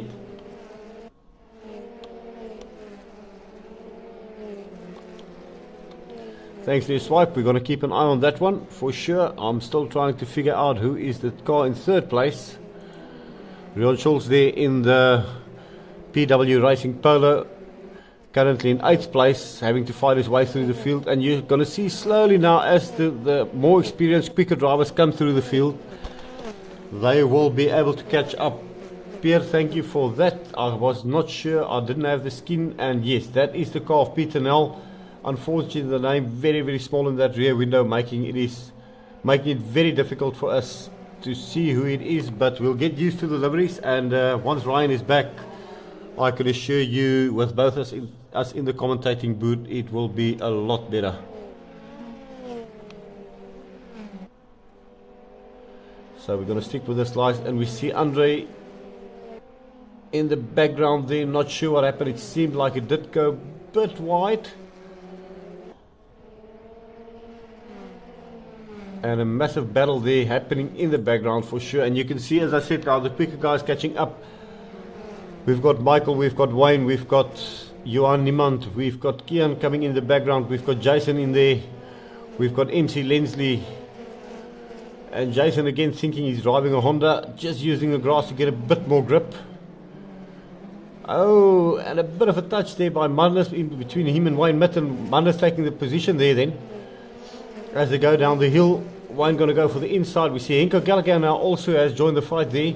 And Peter Francis absolutely amazing me. He is flying in this car and absolutely having the drive of his life. Johan Niemand now coming up to him. So Johan trying to repeat his win of race 2, but he's coming under a lot of pressure from Michael Rust. So Michael, we know he's good in traffic, and he is Really pushing it super hard. And if we look towards the front, another massive battle going on. And that is with Lyle Ramsey. That's one of the cars that I saw there.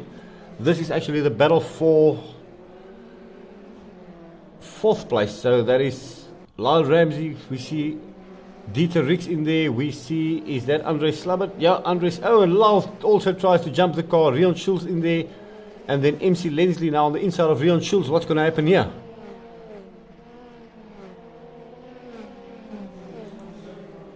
Oh, and MC make the pass on Rion. Andre Slabbert running a bit wide there. And now he's coming under pressure from Lyle Ramsey. And Rion is not backing out of it. So, absolutely fantastic dicing going on here everywhere.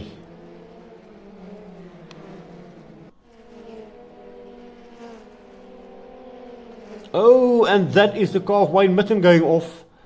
Not quite sure what happened there. I was looking at the chat and I missed that one. And then Rion and MC getting a bit of a coming together. And again, that was very unfortunate. MC coming in, and unfortunately, that is the end of Rion's race. That car will have definite damage to it. Wisely waits for the rest of the pack to pass before rejoining. But yeah, unfortunately, there we lose. Oh, come on, what's happening here now? Sorry for that, guys. VR issues on my side. So unfortunately there, and look at this, this is a 5-car battle there, and Johan Niemann gets to battle with Peter Francis. Manus pushes Francis straight. Oh, Peter runs into the wall. Oh, that was a big one. We just caught up with that one, and yeah, that is a bit unfortunate, but everybody survived. Everybody's back on track there. Going back to the lead, I just want to get Christian Liebenberg, Tian Damas. This is an absolute superb battle that's coming up. From what I understand, Tian Damas currently leading, followed by Christian Liebenberg, and then in 3rd place. Oh, and Peter Nel loses it under braking, and he goes straight into wall. That was a massive off there. Unfortunately, under braking, he lost the rear. It spat him out right into the tyre walls at a very high speed. End of his race for sure. That actually looked quite nice. And look at this, Dieter Rix in his first ever race in Division 2, currently running 3rd place. 4th place, Lyle Ramsey. Andre Slabbert now in 5th place. And the field now ever so slightly settling down. Not sure what's going to happen. If Tian makes a mistake, Christian will be right up there to catch up with him. And we see Andre Slabbert now coming under pressure from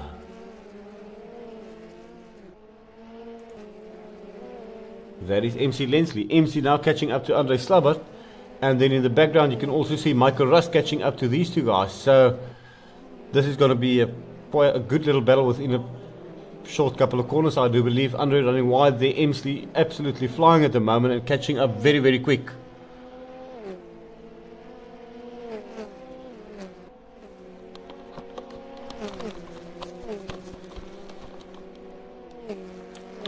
Go again. As we go to Crowthorne there, Andre very late on the brakes there. MC going to try on the inside. Michael Rust, as I said many times before, he's just going to sit back, enjoy the ride and see what happens. And I think we have Jason Nell and Johan Niemand now again in the battles and having a superb dice here. They're having to fight their way back. You see Jason wanting to go on the outside of Johan. Johan, the wiser one, just keeping his line as they go through Sunset. Jason putting the car on a 4-wheel slide. He's really pushing this car, trying to get past Johan. Johan on the other hand is trying to catch up with Kian. Kian on the other hand is trying to catch up with the battle ahead. So a lot still happening there, about halfway through the race. And anything can and will probably happen, as we have seen so often. Christian Liebenberg then slightly catching up to Tian Damas. Tian still in the lead now. It's still in the lead, and Christian Liebenberg in 2nd place. And then somewhere along the line we missed that. Oh, that was when Peter Nell is now rejoined, so his car wasn't terminally damaged. But yeah, as someone said just now, it's bulletproof. And he really got it. And we're going to go back to that dice between Johan Niemand and Jason Nell. I think that is the closest one on the track at the moment.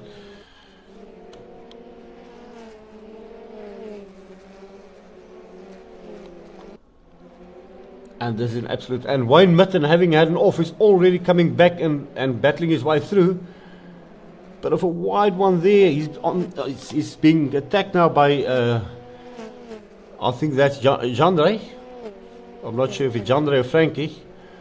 But a massive dice there, side by side. Wayne Mitten on the outside, Jandre on the inside. Can he make a pass in it? Jason Nell now on the rear bumper off Johan Niemand.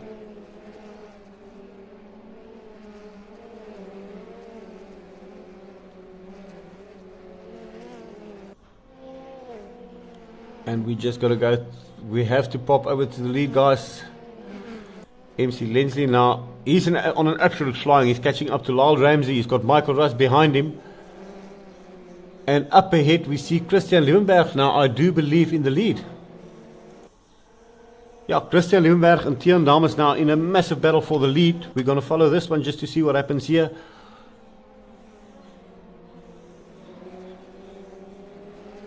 As we go down towards Crocodiles.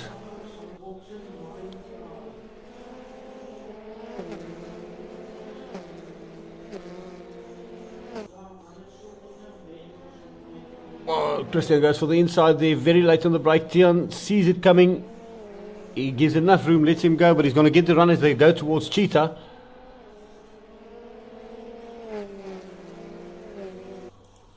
Oh, not sure what happened there. We just caught it in time. Bit of a smoke there, but this allows Wayne Mitten to catch up now. Johan backs out of it. And Wayne Mitten and Jean Ray right up there now with Johan Niemand and Jason Nell.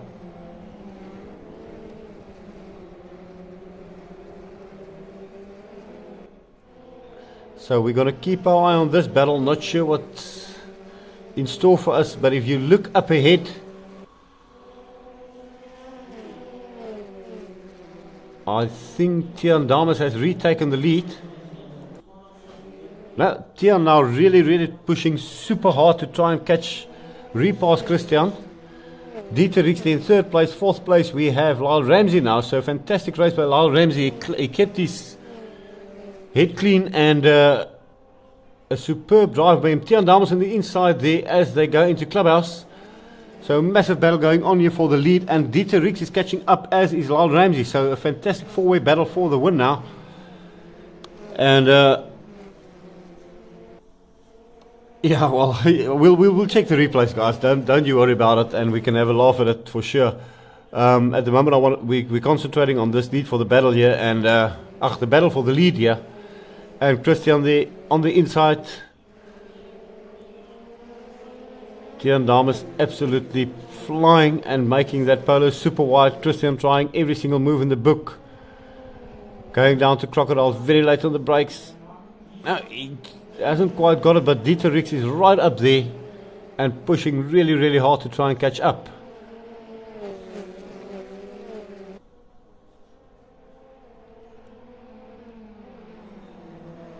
Ooh, that's got to be a bit of a wide run. Can he get a good run out of the corner? Will Dieter Rix be able to? And then MC Lensley as well.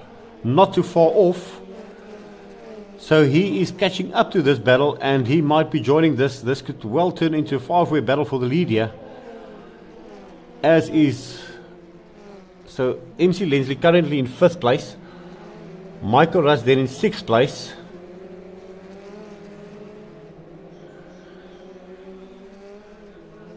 And we see Andre Slabbert there in 7th place.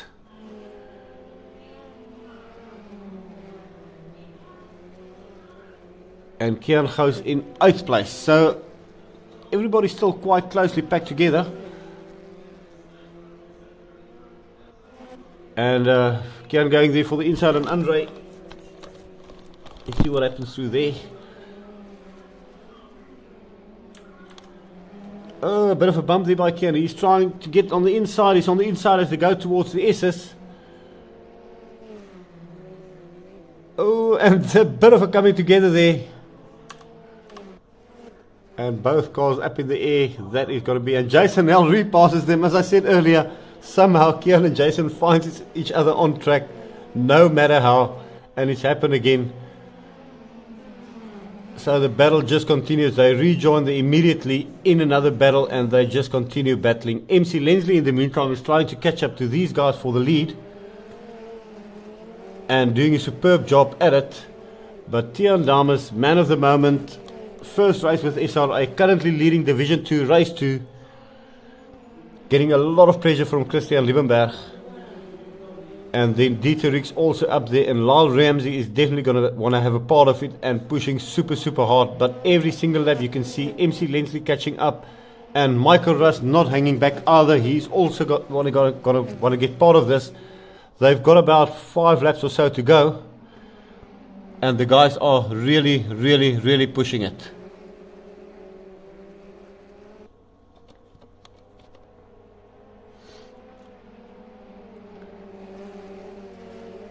Tiaan Dames under a lot of pressure, and MC Lensley, as I said, every corner is just coming in and joining the battle now. And I'm pretty sure within the next 2 or 3 corners we should have Michael Rust join this battle as well. It is literally a 6-car battle for the win, and Tiaan doing a superb job making that Polo wide, just a bit of a wide one there, running onto the grass. Igor Rix also now making a slight mistake. That's allowed. Lyle Ramsey going on the inside. Is there going to be contact? No, they get through there. But MC Lensley is going to have to drive up towards Leeuwkop now. He's on the inside of Lyle Ramsey.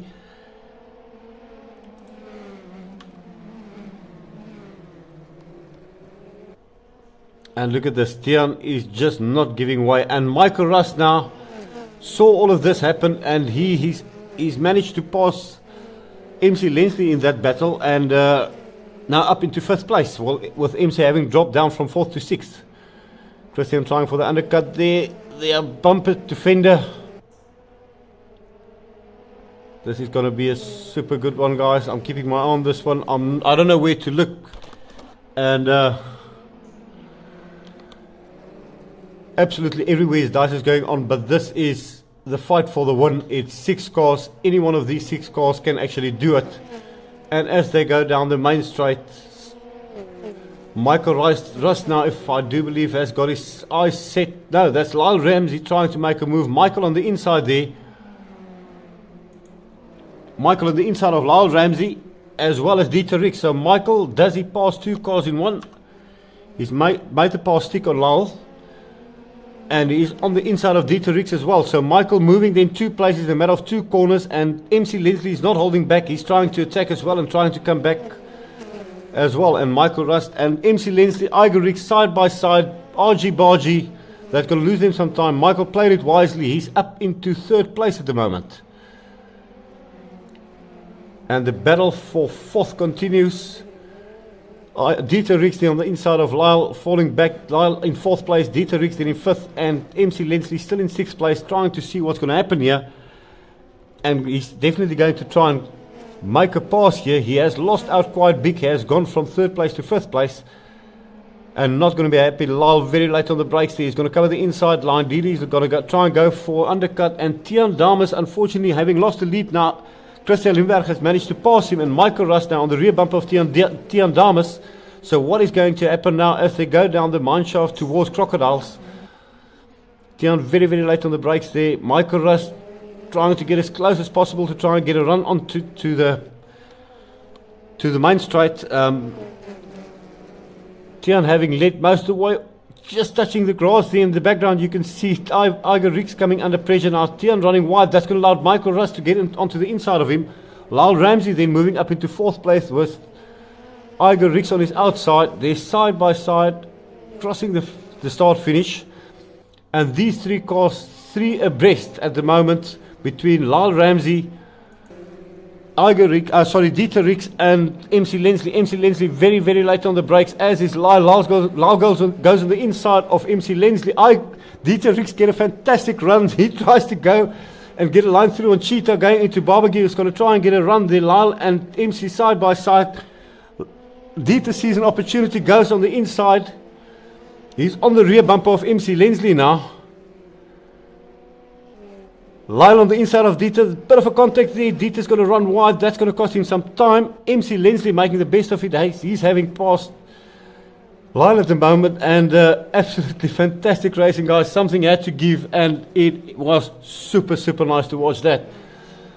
But up ahead, Michael Russ now putting a lot of pressure on Tiaan Dames, and Tiaan trying to pressurize Christian Liebenberg. In the closing stages of the race, nothing in it. It is absolutely insane. This is the fight for the battle. MC Lensley now up into 4th. Lyle Ramsey down to 5th. And Dieter Rix down to 6th place. But an absolute blast watching those guys battling it. And superb driving, guys. Absolutely fantastic.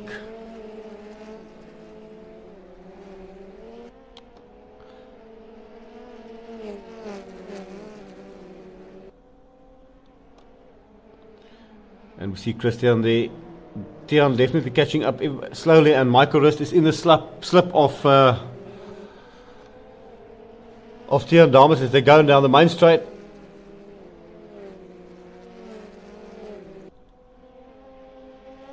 Michael is going to try and go for a move. Will he? He's very late on the brakes there. Will he be able to? No, Tiaan closes the door. Full right to do so. Runs a bit wide. That puts Michael on the outside. No, Tiaan has got the inside there through Yexley sweep as they go to Barbecue. Michael is going to try and go on the inside. Does he go? They touch. They both hang on to it. Side by side towards Sunset. These two are absolutely batting it. I do believe this is the last lap and they're not giving an inch. Michael Rust in there through. I'm starting to laugh at myself. Through Sunset as they go into Clubhouse. Christian Liebenberg has now pulled away a gap that he would be quite comfortable with. And Michael is absolutely attacking. He really wants that 2nd place.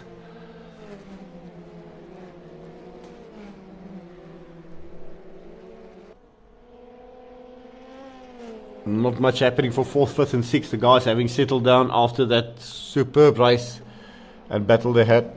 But Michael then on the inside there of Tiaan Dames. Tiaan gives him enough room. He tries to do the undercut, but he runs to the back of Michael. That's going to cost him a bit of time. Will he be able to use his slip? Has he got any P2Ps left? As they go towards the Crocodiles, is there any chance that he's going to outbrake him? Is he going to go for a move? Very, very late on the brakes there by Tiaan Dames. He runs a bit wide. Michael goes for the undercut and he pulls it off. MC Lensley coming very, very wide in trying to get a run to try and catch up with Tiaan. Tiaan onto the grass there, losing a bit of time, so that has handed the 2nd place to Michael Rust. Tiaan Dames then in 3rd place, and MC Lensley right up the rear bumper of Tiaan in 4th place.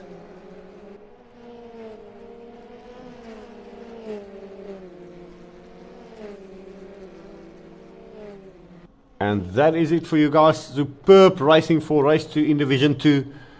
The guys absolutely having a superb dice, and 1st place there, Christian Liebenberg. 2nd place, Michael Rust. 3rd place, an absolutely fantastic drive by Tiaan Dames. 4th place there, MC Lensley almost got to 3rd. And 5th place, Lyle Ramsey. And a fantastic job by Dieter Rix in his first event, coming home in 6th place. So well done, guys.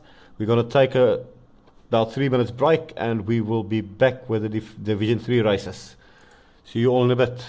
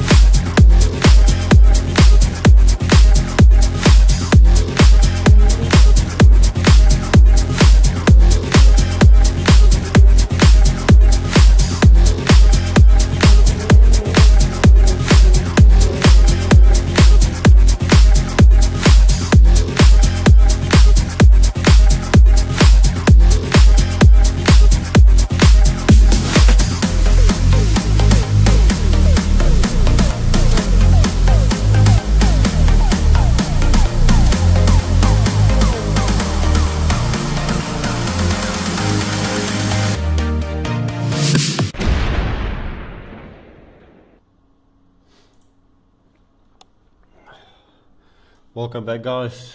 Last two races for the evening. Div 3, but nonetheless, great driving coming up. On pole, we currently see Janne van der Westhuizen, old hand in the Polo. Unfortunately, didn't get in enough qualifying laps, so he's racing Division 3 for this race. But surely will move up once the qualifying sessions come into place for Kyalami. Next to him, Karel de Bruin. Third place there, can't really make out the car at the moment. Fourth place we have Michael Kotze. I think third place is the car of Ismail Ali, if I am correct. Fifth place we have Tina and Kube. Sixth place we have Justin Vermeulen in the PW Select car. And from there it all gets a bit blurry on my side. But again, 22 cars, plenty of new drivers, plenty of new supporters, and an absolutely fantastic race coming up now. And as we see them pull away, we go there with Jordan Vivian. Bit of a botch start, but the guys are absolutely on a move here. All of them off the line as they go into turn one. We can see Ismail Ali there. I do believe it is him there. Jordan Vivian very, very early on the brakes there. Tina and Kube playing it safe. He was slow off the line. He had a good qualifying pace, but he wasn't not that fast off the line. On the inside there as he goes through Cheetah. One of the faster drivers, also knows the Polo very, very well, and he should be doing good in this league once he gets used to the car. He literally just jumped in tonight and on race night and just got in and drove it. No setup, nothing. So a lot to be expected from him in the near future. Then Karel, just got to go to the leaders there if I can find them. Janne van der Westhuizen, as expected, currently in the lead. He's being followed. Oh, and a bit of contact there between Karel de Bruin and Ismail Ali, not sure what, but they both get through it. They hang on to it. Well driven there, guys. Yeah, Ismail Ali there on the inside of Karel de Bruin. Again, a bit of argy-bargy there as they go through Leeuwkop. Right behind them, we've got Michael Kotze. Then we have got Jordan Vivian, followed by Tinaim Kube and Amar Khairin. I hope I pronounced that correctly. And again, Michael Kotze, a bit of argy-bargy going in there. That allows Karel de Bruin and a bump there between them. We see some cars off in the background, and these guys are really driving their hearts out. Michael Kotze there on the inside of Karel de Bruin. Ismail Ali there now having dropped 2 places, but he's not backing out of it. They go down the main straight. We see Tinai Nkube, Jordan Vivian side by side going down the main straight. Behind them we have got Amar, and he is currently followed by, we'll see now who's the car behind him. Ooh, very late braking there by Ismail, so he is really, really pushing hard to retain that 3rd place. And in the background there, behind Amar, we can see the car of Adrian Gous coming into play as well. And Ismail Ali unfortunately goes off, not quite sure what happened there. But yeah, that is the end of his race. You can see him having dropped a lot of places. This allows Karel de Bruin to breathe a bit. And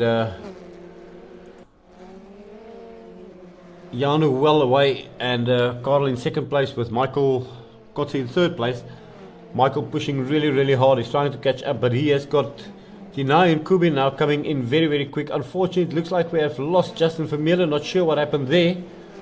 Should have been an off, or might have been an incident. A lot of incidents taking place in this first race, and but we can see Tinai there catching up to Michael Kotze now, and behind him we have Jordan Vivian also running a very, very good race, catching up to them. Then we have got Amar, and we've got Adrian Gous, followed by, not quite sure who that is behind him. We're going to go with Adrian Gous to see who that. I do believe that is the car of Quinton's. No, there's the car of Quinton Smith also. That is the car of Quinton Leroux that is chasing down Adrian. Now Quinton Smith also, I think he had an off, and we see Amar going off there, so he's also had an off. Quinton now having to come back to the field. So a lot happening here, guys. But at the moment, leading the race is Janu van der Westhuizen. and actually quite comfortably he's pulling away. As said, he will move up to a higher class for sure. The point strategy that we're working on doesn't benefit him at all. It actually hampers him for the race he's in. Second place is Karel de Bruin in that lovely orange Polo PWP car. And then third place, side by side, 99 Kubi and Michael Kotze. So Tinai on the inside there through Sunset. Michael trying to make the undercut. Jordan seems to have been falling back ever so slightly, but Tinai, you can see the experience. He knows this track. He's driven on it hundreds of times, I do believe, in real life, and absolutely flying through the corners now.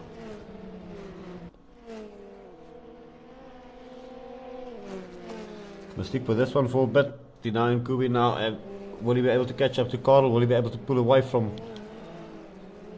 Michael Kotze? Not quite sure. Jordan is there, but it doesn't seem like he can keep up with these guys. We're going to run through the field quick and see what's happening.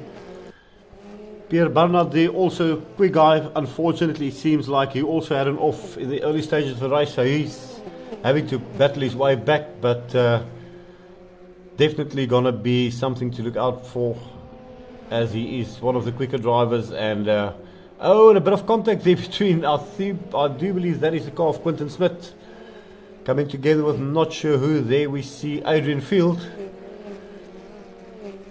in the very, I don't know if I want to call it a smarty box, but the liveries on that car surely stands out. You cannot miss it, and they look absolutely fantastic, all three of those cars on track. Martin Miller, one of our new drivers, driving with his wife, I do believe.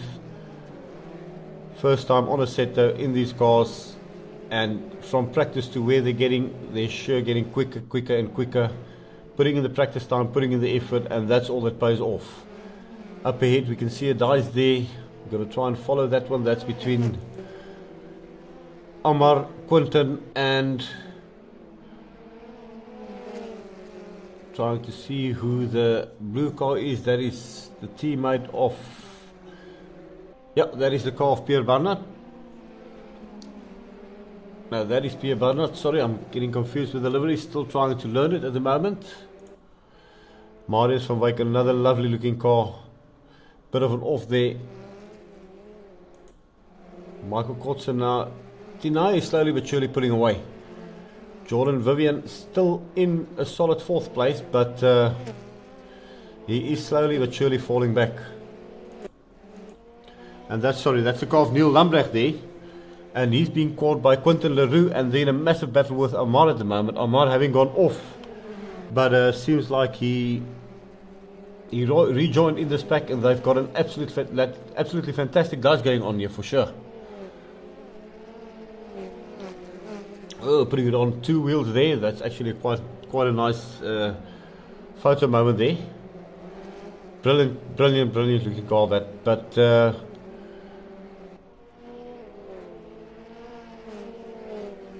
it seems like Amar is slightly pulling away. He's definitely got the pace. That two-wheel action by Neil there also might have cost him some time. So let's see what's going to happen. Quinton, also a very quick driver. He was quite high up in qualifying, and he's going to have to work to come back. There we see the other team car of Quinton Smith. So two Quintons on the service. This one is Quinton Smith, and the other yellow car is Quinton Leroux. So a bit of a confusion, but we're learning the skins as we go.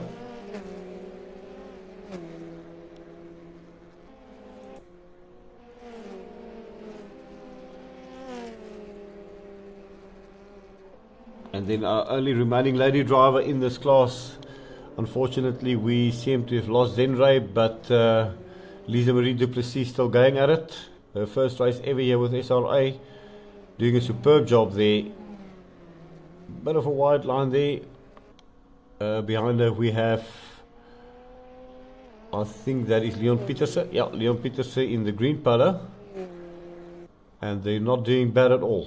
First race ever. Well done and congratulations to them. And back to the lead. Janu van der Westhuizen absolutely running away with it with about a 5-second lead, if I remember correctly.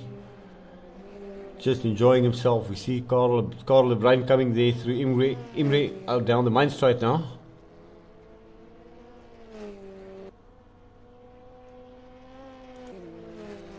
And then followed by Tina. So this battle is actually more or less settled down. Karl has basically got it in the bag. Tinaya is pulling away every single lap, running in third place in the second of the Roo for Dish Cars, teammate to Jeffrey Roo, who we saw racing in Division 1.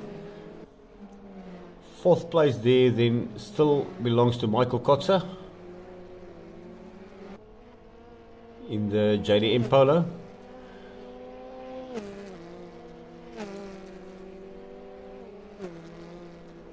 Then Jordan Vivian still in fifth place, not quite within reach, but if one of these guys make a mistake, he will definitely be able to get up there for sure.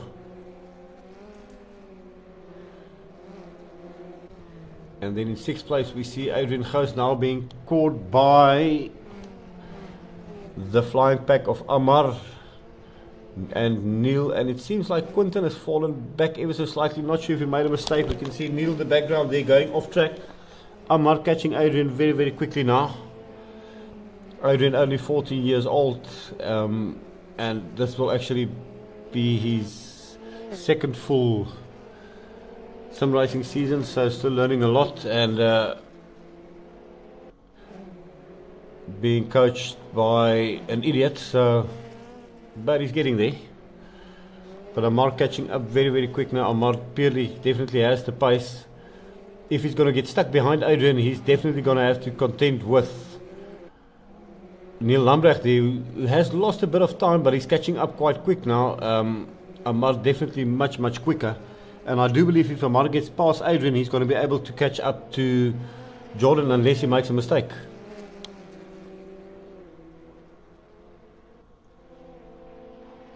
We'll stick with this one, see if he can get past him.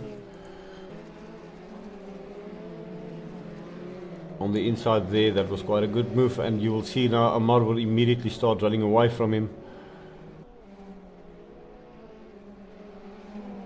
Another one of the new drivers, Janko Kriel, joined the VDP B team just 2 days back, decided to get onto it, and fantastic driving by him. You can still see he bought the game only this weekend and getting to terms with it, and it's not an easy sim, so well done to all these guys who jumped in and just decided, listen, we're going to do this league, and they are all doing a superb job in staying on track, learning. Oh, and talking about staying on track, that was a big one there.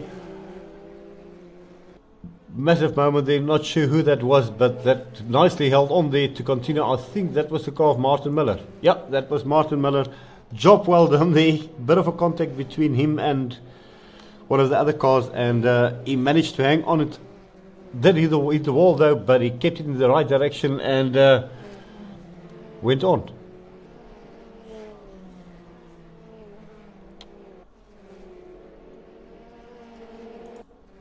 So Tinai is definitely catching Karl now. Not sure if Karl is just sparing his P2Ps or sparing his tires, but Tinai is surely catching up. Not by much, but he is coming closer every lap, ever so slightly.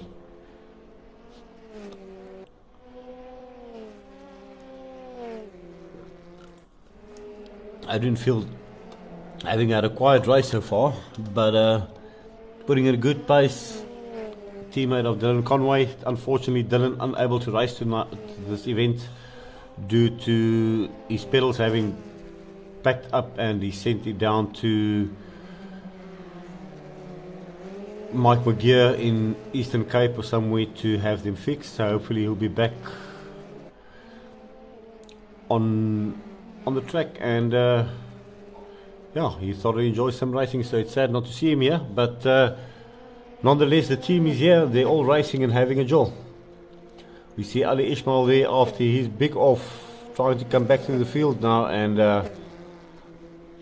there we see Justin Vermeulen also passing through. So Justin is still in the race, but Yeah, he had a bit of an accident, I do believe, and I wonder if he was involved in the first lap incident where quite a few cars went off.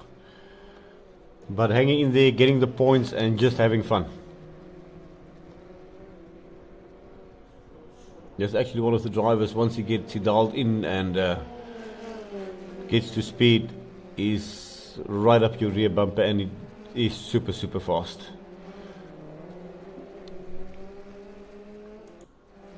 So Jordan Vivian there, it looks like he is actually caught up to Michael Kotze, so not sure if Michael made a mistake somewhere, but he's definitely closer to Michael, and you can see Amar is flying. Amar is fast getting closer to Jordan every single corner, so Amar is really pushing to try and make up as many positions as he possibly can after that little incident he had, and doing a bloody good job at it as well.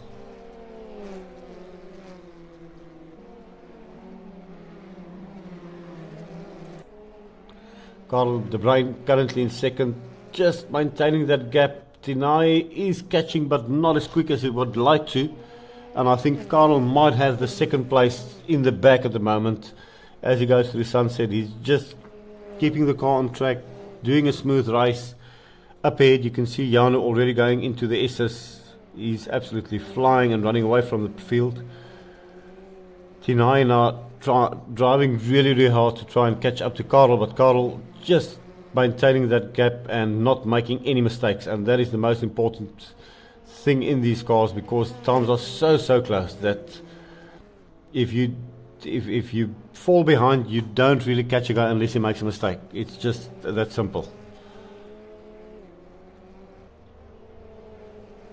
So third place man Tinai, they've pulled quite a big gap on Michael Kotze now, so Michael definitely having had an off, and we see, yeah, Amar is now catching up to Jordan and within striking distance, and should be able to battle for fight probably within the next lap or two.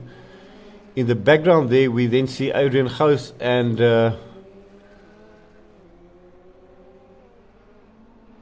I can't remember.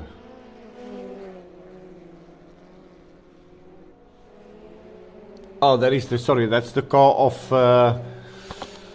Neil Lambrecht. So Adrian Gous and Neil Lambrecht in a massive battle here, a little battle. Although Neil did catch him and pass him, so Neil definitely a quicker driver, and Adrian learning a lot now from him by following him. But up ahead, Amar now on the rear bumper of Jordan. Is he going to go for a pass on the inside? He's going to try to line it up. So they go through barbecue, try and get it run towards sunset.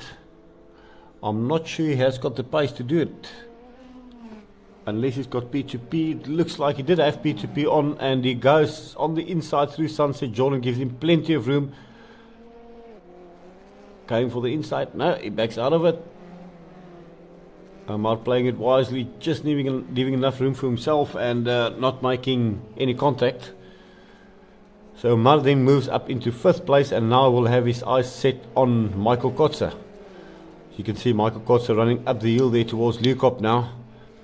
And Amar is absolutely flying at this moment, but I do think he might run out of time. They've got about 5 laps or so left, so unless Michael makes a mistake or Amar puts in every single lap a flying time as he is doing now, he might catch him.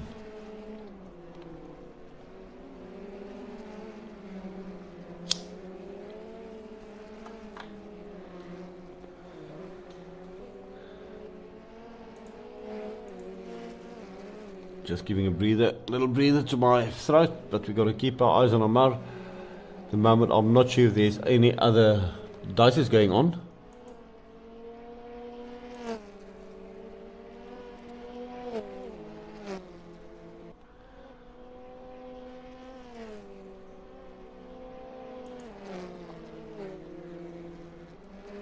So what we might do next time, I'll have a discussion with Ryan, guys, is we might put these races into 3 evening slots, not do everything on one evening. I see it's getting very late. The The views are dropping by the minute. So we might do this one and then call it evening. And stream the second race when Ryan is actually back. As said, it's getting late for everyone, and it seems like the views are dropping quite a bit. So rather than sitting here, I'll have a discussion with Ryan on how we work this in future. But Amar now, Jordan is staying with Amar actually. He's not falling too far back.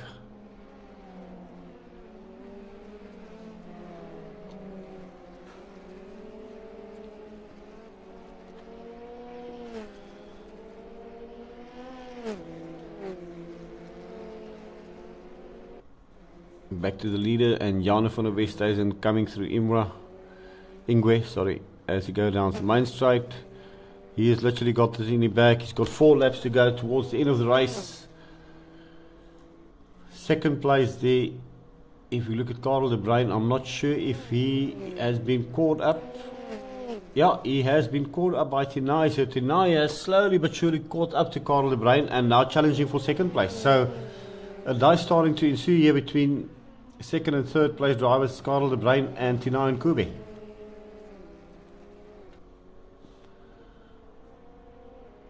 Tinai going for the inside. Is he going to stick it? No, he backs out of it ever so wisely. That pushes Karel a bit wide. He got Karel unawares there, thinking that Tinai might make a move. That's going to give him the run as they go down the back straight towards Sunset. Tinai on the rear bumper there of Karel. Only runs a bit wide, but he doesn't lose too much time, and he goes for a dive on the inside. Very, very late braking, very late decision there. He saw a gap, he's got to try and go for it. Karel, the wiser one, decides not going to happen. As they go through the S's, you can see Tinai using the curb and more, trying to get as much road on that Polo as possible. As they go up to the hill towards Leeuwkop, going to be late braking. Is Tinai going to try and go for a move? Karel runs a bit wide, but he might get a good run there. You can see 2 completely different lines through there. As they go down Mineshaft.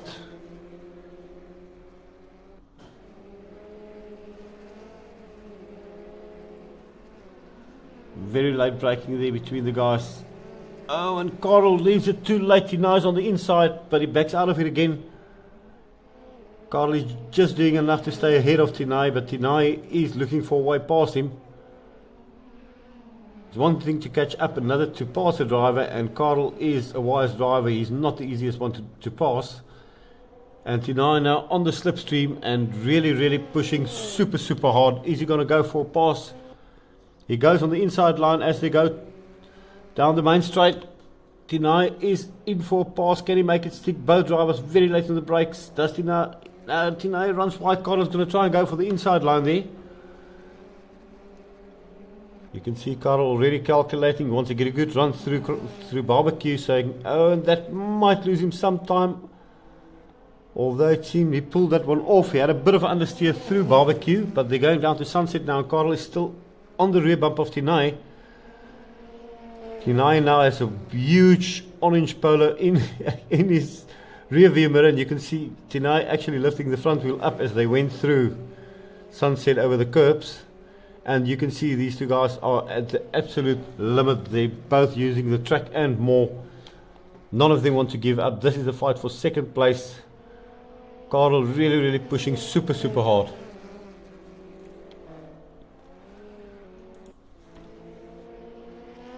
See Pierre Barnard there. Bit of a lowly race for him, unfortunately. I'm sure he's got to be super, super quick in the second race. Had a bit of an off, if I'm correct, and just trying to get it to the end now, get into the points and focus on the second race. Adrian Gous there on his lonesome own. Most of the drivers having passed him now, just also focusing on getting the car home. Martin Miller still in there running the race.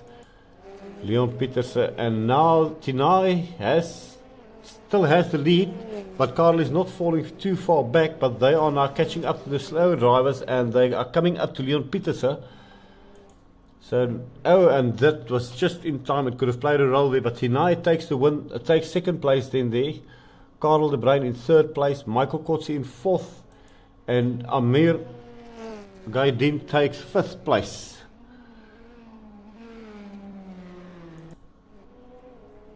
Sixth place then taken by Adrian Gous.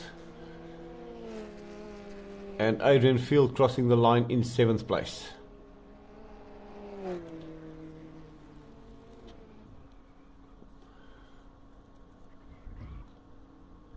Okay guys, I'm just going to check what it looks like on the stream, and it is already 20 past 10. I reckon what I might do is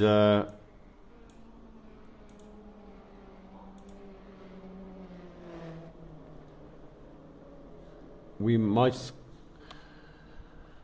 I think there's, okay, we've still got about 10 guys on the stream, so we might as well just finish the stream and do the second race of Div 2, which I know for a fact was quite a good race. So if you can give me a 10-minute pee break, not a 10-minute, 3-minute pee break, I will be right back.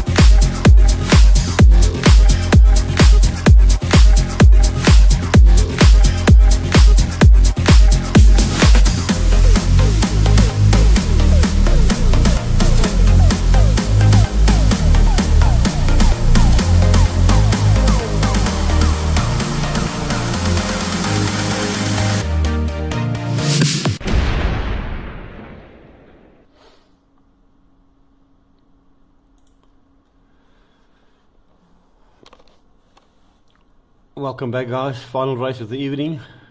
As you can see, the cars already lined up on the grid. Division 3, race 2, full reverse grid again. And as the guys are lining up, you can see Lisa Marie du Plessis on the front row here with Leon Pieterse. Then we have Martin Muller, we have Marius van Wyk, then we have Janko Kriel, Neil Lambrecht, Quentin Smith, and a lot of guys having forgotten to push the drive buttons, and they have to start from the pit lane. So half the grid starting from the pit. This will allow most of the guys having to come from the back to make a massive advantage on those who were, well, basically sleeping, so to speak. Karel de Bruin, not one of them. You can see Janne van der Westhuizen already trying to fight his way through. Amar there pushing one of the cars around. Something the stewards will definitely be looking at for sure. See some more contact there up ahead, unfortunately. Not the best of races for the guys, but they know they have to get to the end first before they can win it. So you can see Karel de Bruin at the moment doing just that, as did Michael Kotze and Janne van der Westhuizen. Justin Vermeulen also this time round getting through clean and not any issues on the start, so he's up there, and he's going to be someone to look out for during the race. And then, as I said earlier, Pierre Barnard not in any incident this time round, and he's right on the rear bump of Karel de Bruin. This should be an interesting one to watch, because these are the guys that was quite quick on the qualifying times, and it's going to be a very, very interesting race coming up for sure. Jordan Vivian currently in the lead, having made the best of his start. He is being followed by Quentin Smith. No, that is not Quentin Smith, it is Quentin Leroux. I just need to get used to both yellow cars with both Quentins in them. That's Quentin Leroux in second place at the moment. Oh, and a bit of an incident there between Janne van der Westhuizen, I do believe Adrian Gous, and Quentin Leroux. We were just talking about... No, that is the car of Neil Lambrecht, I think. So another little incident there. Unfortunately, as I said, first race of the league, and Quentin Smith there on the inside of Adrian Gous now. Battle for third place. Adrian retaking the third place spot. There you see Janne van der Westhuizen coming through the field right behind him. And I don't think this is Quentin Leroux. No, not Quentin Smith. There's too many yellow cars here. Here we have the car of Neil Lambrecht, Adrian Field, and Karel de Bruin now right behind Janne. He's just following Janne through the field. Oh, another off there.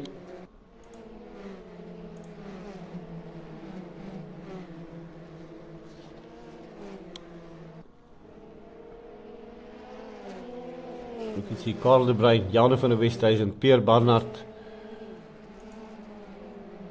followed by Janko Kriel, Justin Vermeulen, and behind him Amar. Then we see Michael Kotze. I think that was the car that went off. It was Michael Kotze who actually went off in that one, and unfortunately lost a lot of positions, but he is going to be on a move and trying to come back through the field for sure. And you see Justin a very tight line through there on the inside of Janko. Can he make the move stick? Yes, Justin moves up another position. He's now got his eyes set on Pierre Barnard ahead of him. Pierre now on the rear bumper of Karel de Bruin, and then Janne van der Westhuizen on the rear bumper. So it's a huge battle here for fourth place. No, actually third place, between four cars. So Adrian Gous currently in third place. Janne van der Westhuizen there going on the inside. It's going to be very, very late on the break, as is Karel de Bruin. Pierre Barnard now putting his wheel on the inside of Karel as they go. Adrian just about touches Janne van der Westhuizen there. Karel de Bruin going to go into the inside towards Sunset. Can he make a move? He's on the outside towards Sunset.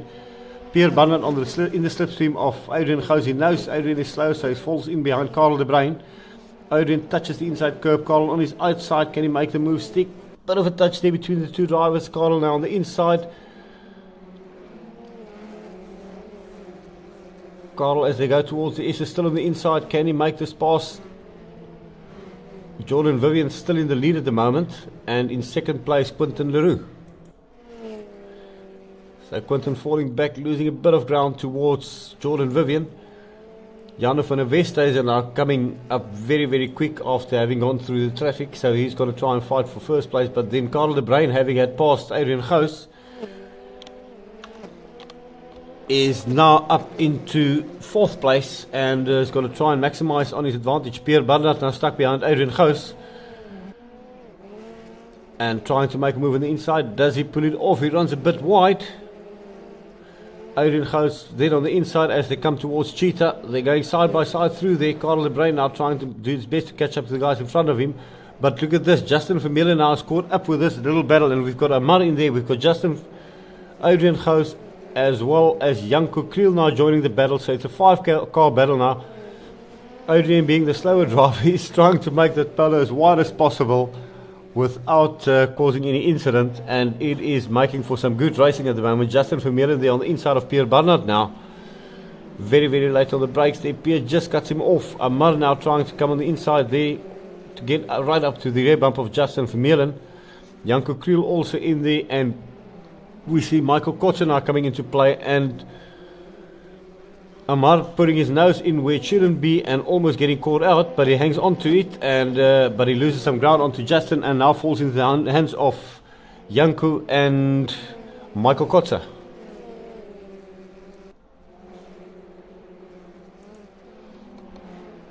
We see Pierre Barnard there now still right behind Adrian. He has got the pace, and we see Janko running a bit wide. He's got, as I said, Pierre has got the pace.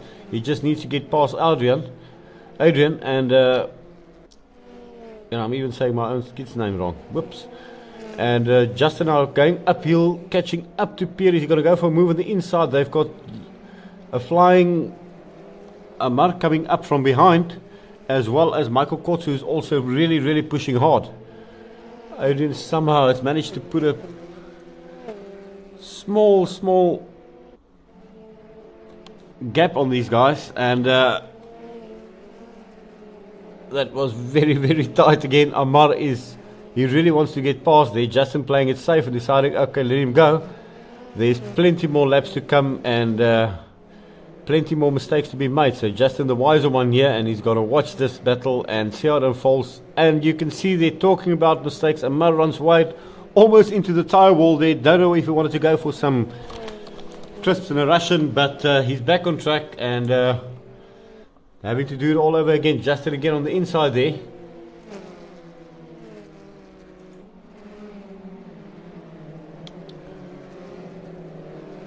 And you can see Michael Kotzer now starting to catch up to these guys.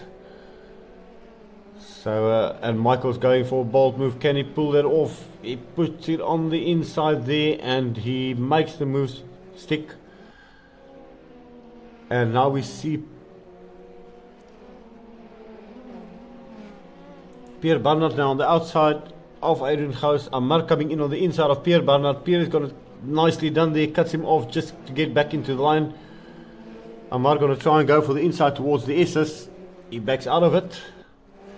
So they come through the S's. Ice cream, nice one. As they come through the S's, and then I read the ice on your door.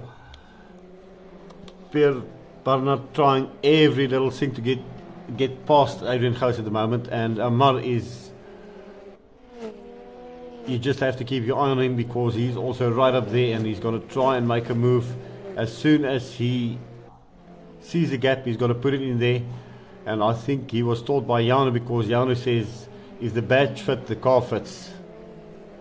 Fantastic move there by Pierre Barnard. Late on the brakes, sticks the move, takes a position, and I'm pretty sure he will now have his eyes set on Karel de Bruin and Quinten.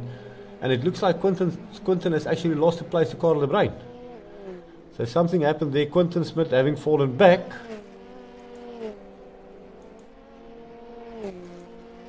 Sorry, Quinten Leroux having fallen back, and Karel de Bruin now up into third place.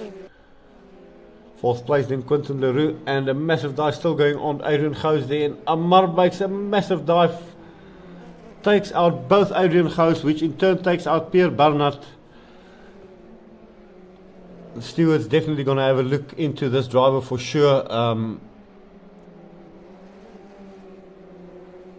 A lot of incident reports against the specific driver, and action will be taken. Unfortunately, the Pierre Barnard, super nice racing, and then being taken out after Adrian was struck by the green Polo from Amar Gaidin and slides into Pierre. So very unfortunate event there, and Definitely not something that will be left there. As you see, Jordan Vivian then still in the lead, but he is coming under attack from Janu van der Westhuizen. Janu absolutely flying. He loves this car and not doing bad at all, but very, very well done to Jordan Vivian for leading the race this far and this long and doing a superb job at it. He got through on the start and he's halfway through. It's still a long way to go, but he's run a faultless race so far, doing a superb job. In the background there we see Karel de Bruin. Quentin Leroux unfortunately falling back ever so slightly. Not sure if he's just lost pace or if he changed something on the setup, but as they go down the main straight through the King, Karel de Bruin now coming up towards the first corner. Super late on the brakes there. Bit of an understeer, but he manages to hang on to it and gets the power down, runs out. You can see Janu up ahead down now on the rear bumper of Jordan Vivian. As we go through the field, Pierre Barnard now unfortunately having to fight his way back from far back after that incident. And as they call it, that's racing, but racing should also be kept clean at times. And yeah, enough said about it. Neil Lambrecht there, all on his merry own, trying to catch up to Adrian Field. Ismail Ali, unfortunately, quick driver, but had a disconnect early in the race and had to reconnect, so he is running far back, just trying to put in the laps, get used to the car. Justin Vermeulen and Michael Kotze now still chasing each other, and they are actually in 4th and 5th place, with Amar now in 6th place. And as I said, Justin doing a superb job there. You see Adrian coming through in 7th place. 8th place we have Janko Kriel now, one of the VDB guys. And you can really see that Van den Berg setup working on all these cars. They work together as a team, and they've sorted these cars out. They handle absolutely superb, and they are in all the divisions going to be a force to be reckoned with. Adrian Gous coming under a lot of pressure there by Janko. Then up ahead we still see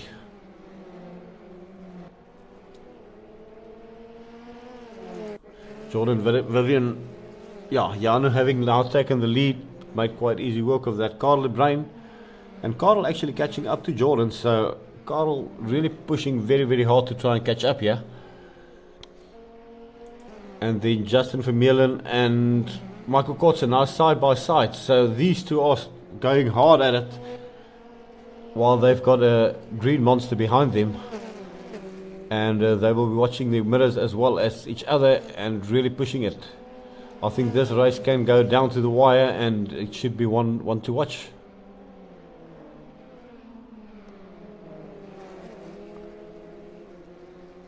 Justin Vermeulen there coming under pressure now from Amar. Amar on the rear bumper of Justin there. Michael running ever so slightly wide. That allows Justin to come in right up on him. He might have to run up into Sunset. Amar trying to go on the inside there.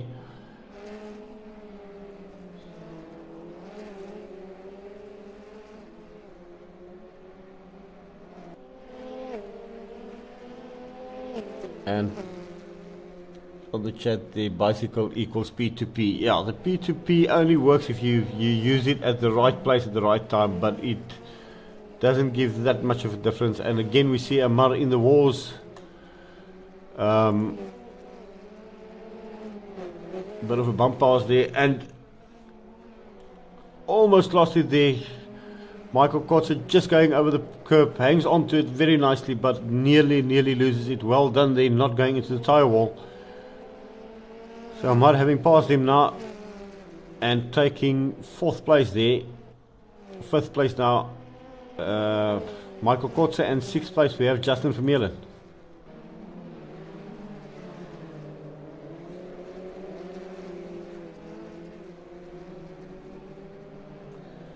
Going through the rest of the field, Adrian Field there in the Conway car, Simtech Racing on the doors.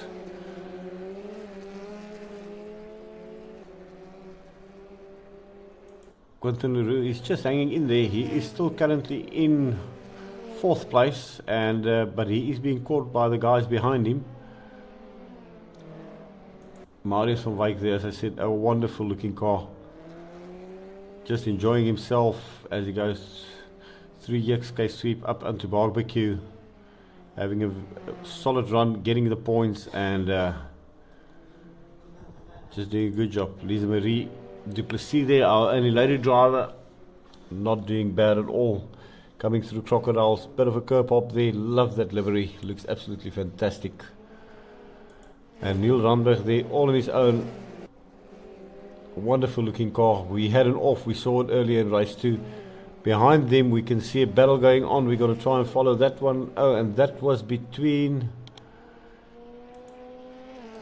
That is the car of Quinton Smith, who just passed Adrian Field. So I reckon Adrian Field made a bit of a mistake, and yeah, that did cost him some time.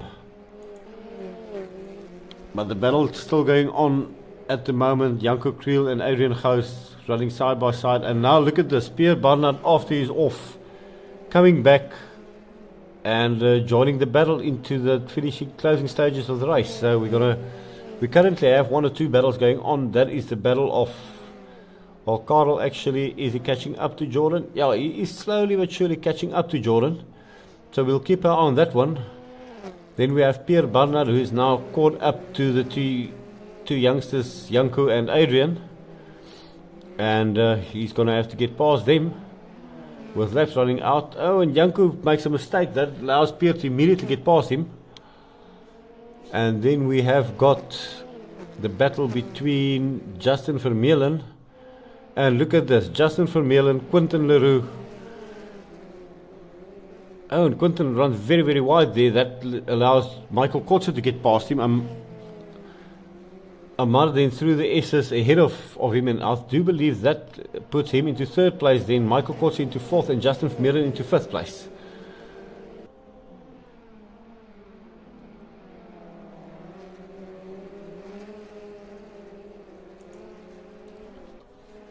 So Michael Kotze coming down the main straight. He's got his eyes set on Amar. Justin is just going to hang in there, try and catch up to Michael, and see if anything happens. He'll be able to make a move. It's going to be silly to try and battle Michael now while Michael is trying to catch up to Amar ahead of him. And then we have Quentin, who had a bit of an off and lost out the most in this battle, but he's not giving up, and he's really, really pushing it at the moment. Michael very, very late on the brakes there. That's going to cost him some time on the run out. That's going to allow Justin to come up onto his rear bumper. As they go down the main straight, Michael Kotze is still there in 5th place.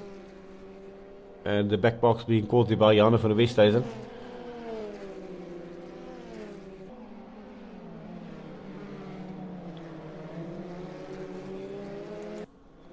So Karel now having to contend with one of the back markers. Jordan Vivian in 2nd.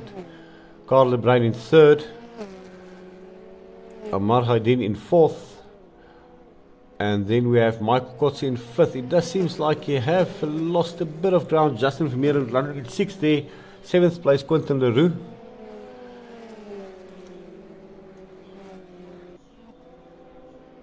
Eighth place, Adrian Gous. And 9th place, Pierre Barnard. But Pierre putting a lot of pressure now on Adrian Gous at the moment. And he is the wiser driver, and he should be able to get past him for sure. And then we have Janko, who's going to sit and watch this, and should anything happen, he will definitely be ready to make a pass. So we're going to try and follow all these dices going on. And I think the one where action is most probably bound to happen will be this battle here. No, it seems that Amar has pulled away, so Justin now trying to chase after Michael Kotze. Pushing really, really hard there. Michael very late on the brakes. A much, much tighter line there by Justin. And he gains a lot of ground. He's in a position to catch up to his rear bumper. They are basically on the last couple of laps. And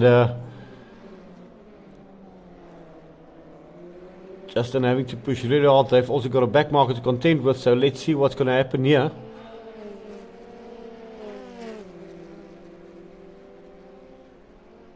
Janne van der Westhuizen still in the lead. Second place, we still have Jordan Vivian.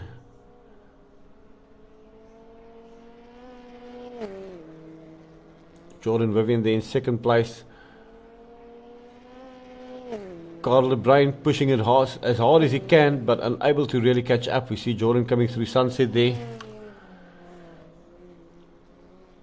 Followed by Carl De Bruin in the orange PWP car. Then in fourth place, we have Amar Gaidin, who's pulling away from these guys, but he runs a bit wide there. And Justin Vermeulen has actually passed. We missed that one, but Justin Vermeulen has passed Michael Kortze and moved into fifth place. And fantastic drive there by Justin Vermeulen. Michael Kortze there, currently in sixth place now.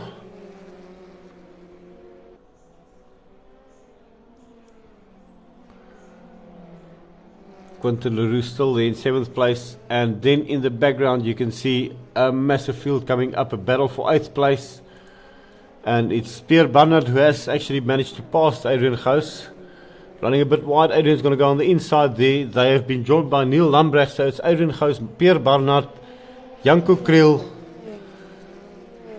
Neil Lambrecht, and just trying to see who the fourth car is. That is the car of Lisa Marie. So they just passed her and lapped her, and Adrian Gous and Pierre Barnard side by side there into the crocodiles. And look at Janko. Janko's trying to put his nose in there. He backs out of it. He knows Neil Lambrecht is there to try and catch up to him. And Pierre's got this one dialed in. He has passed Adrian, and now Janko Kriel on the inside of Neil Lambrecht as they go down the main straight. Who's going to have this one as they run down there? Janko moves back into the slipstream.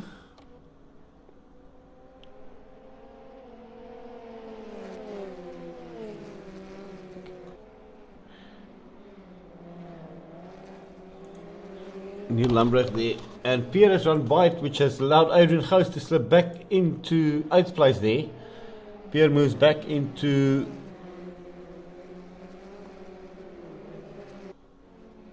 to 9th place, and they are side by side as they go towards Sunset, into Sunset. We have Quentin on the inside of Pierre there. Neil, not Quentin, Neil in the inside, and Neil goes for another dive on the inside. He wants to try and benefit of that. He's going to run wide. Pierre retakes the position there, 9th place. And they are side by side. Janko Kriel right in there. It's a 4-car battle for 8th place. Adrian, after that bit of a dice between Pierre and Neil, gets to pull a slight gap. Pierre now has to try and repass Neil at the moment. And we're going to go with that battle because that is a super, super close one going on. Justin Vermeulen now catching up to Amar, so not sure what's going to happen there. They are right at the end of the race. Can he catch up and repass him? We're going to stick with this one just for now to see if he can make a move into the final corner on the final lap. Can Justin take that elusive third spot? Fourth place. No, Justin takes 5th place.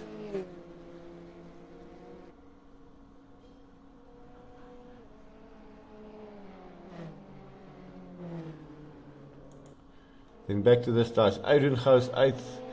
Neil and Pierre just manages to beat Janko Kriel there. So a massive, massive battle here, guys. Absolutely fantastic. Well done. As I said, race 2. What a nice one. The guys really did a nice race. And boys, I'm going to make, usually we sit and talk a bit with Ryan here, but I'm going to make this one short. I've got no more vocabulary left. I'm tired. It's been a long one, but it's been a fun one. Great racing to all. Thank you for all who watched, and we will be seeing you guys, for those racing the VW up. We'll see you on track on Wednesday evening. For those not taking part, Peter Geldenhuis will have a live stream for that.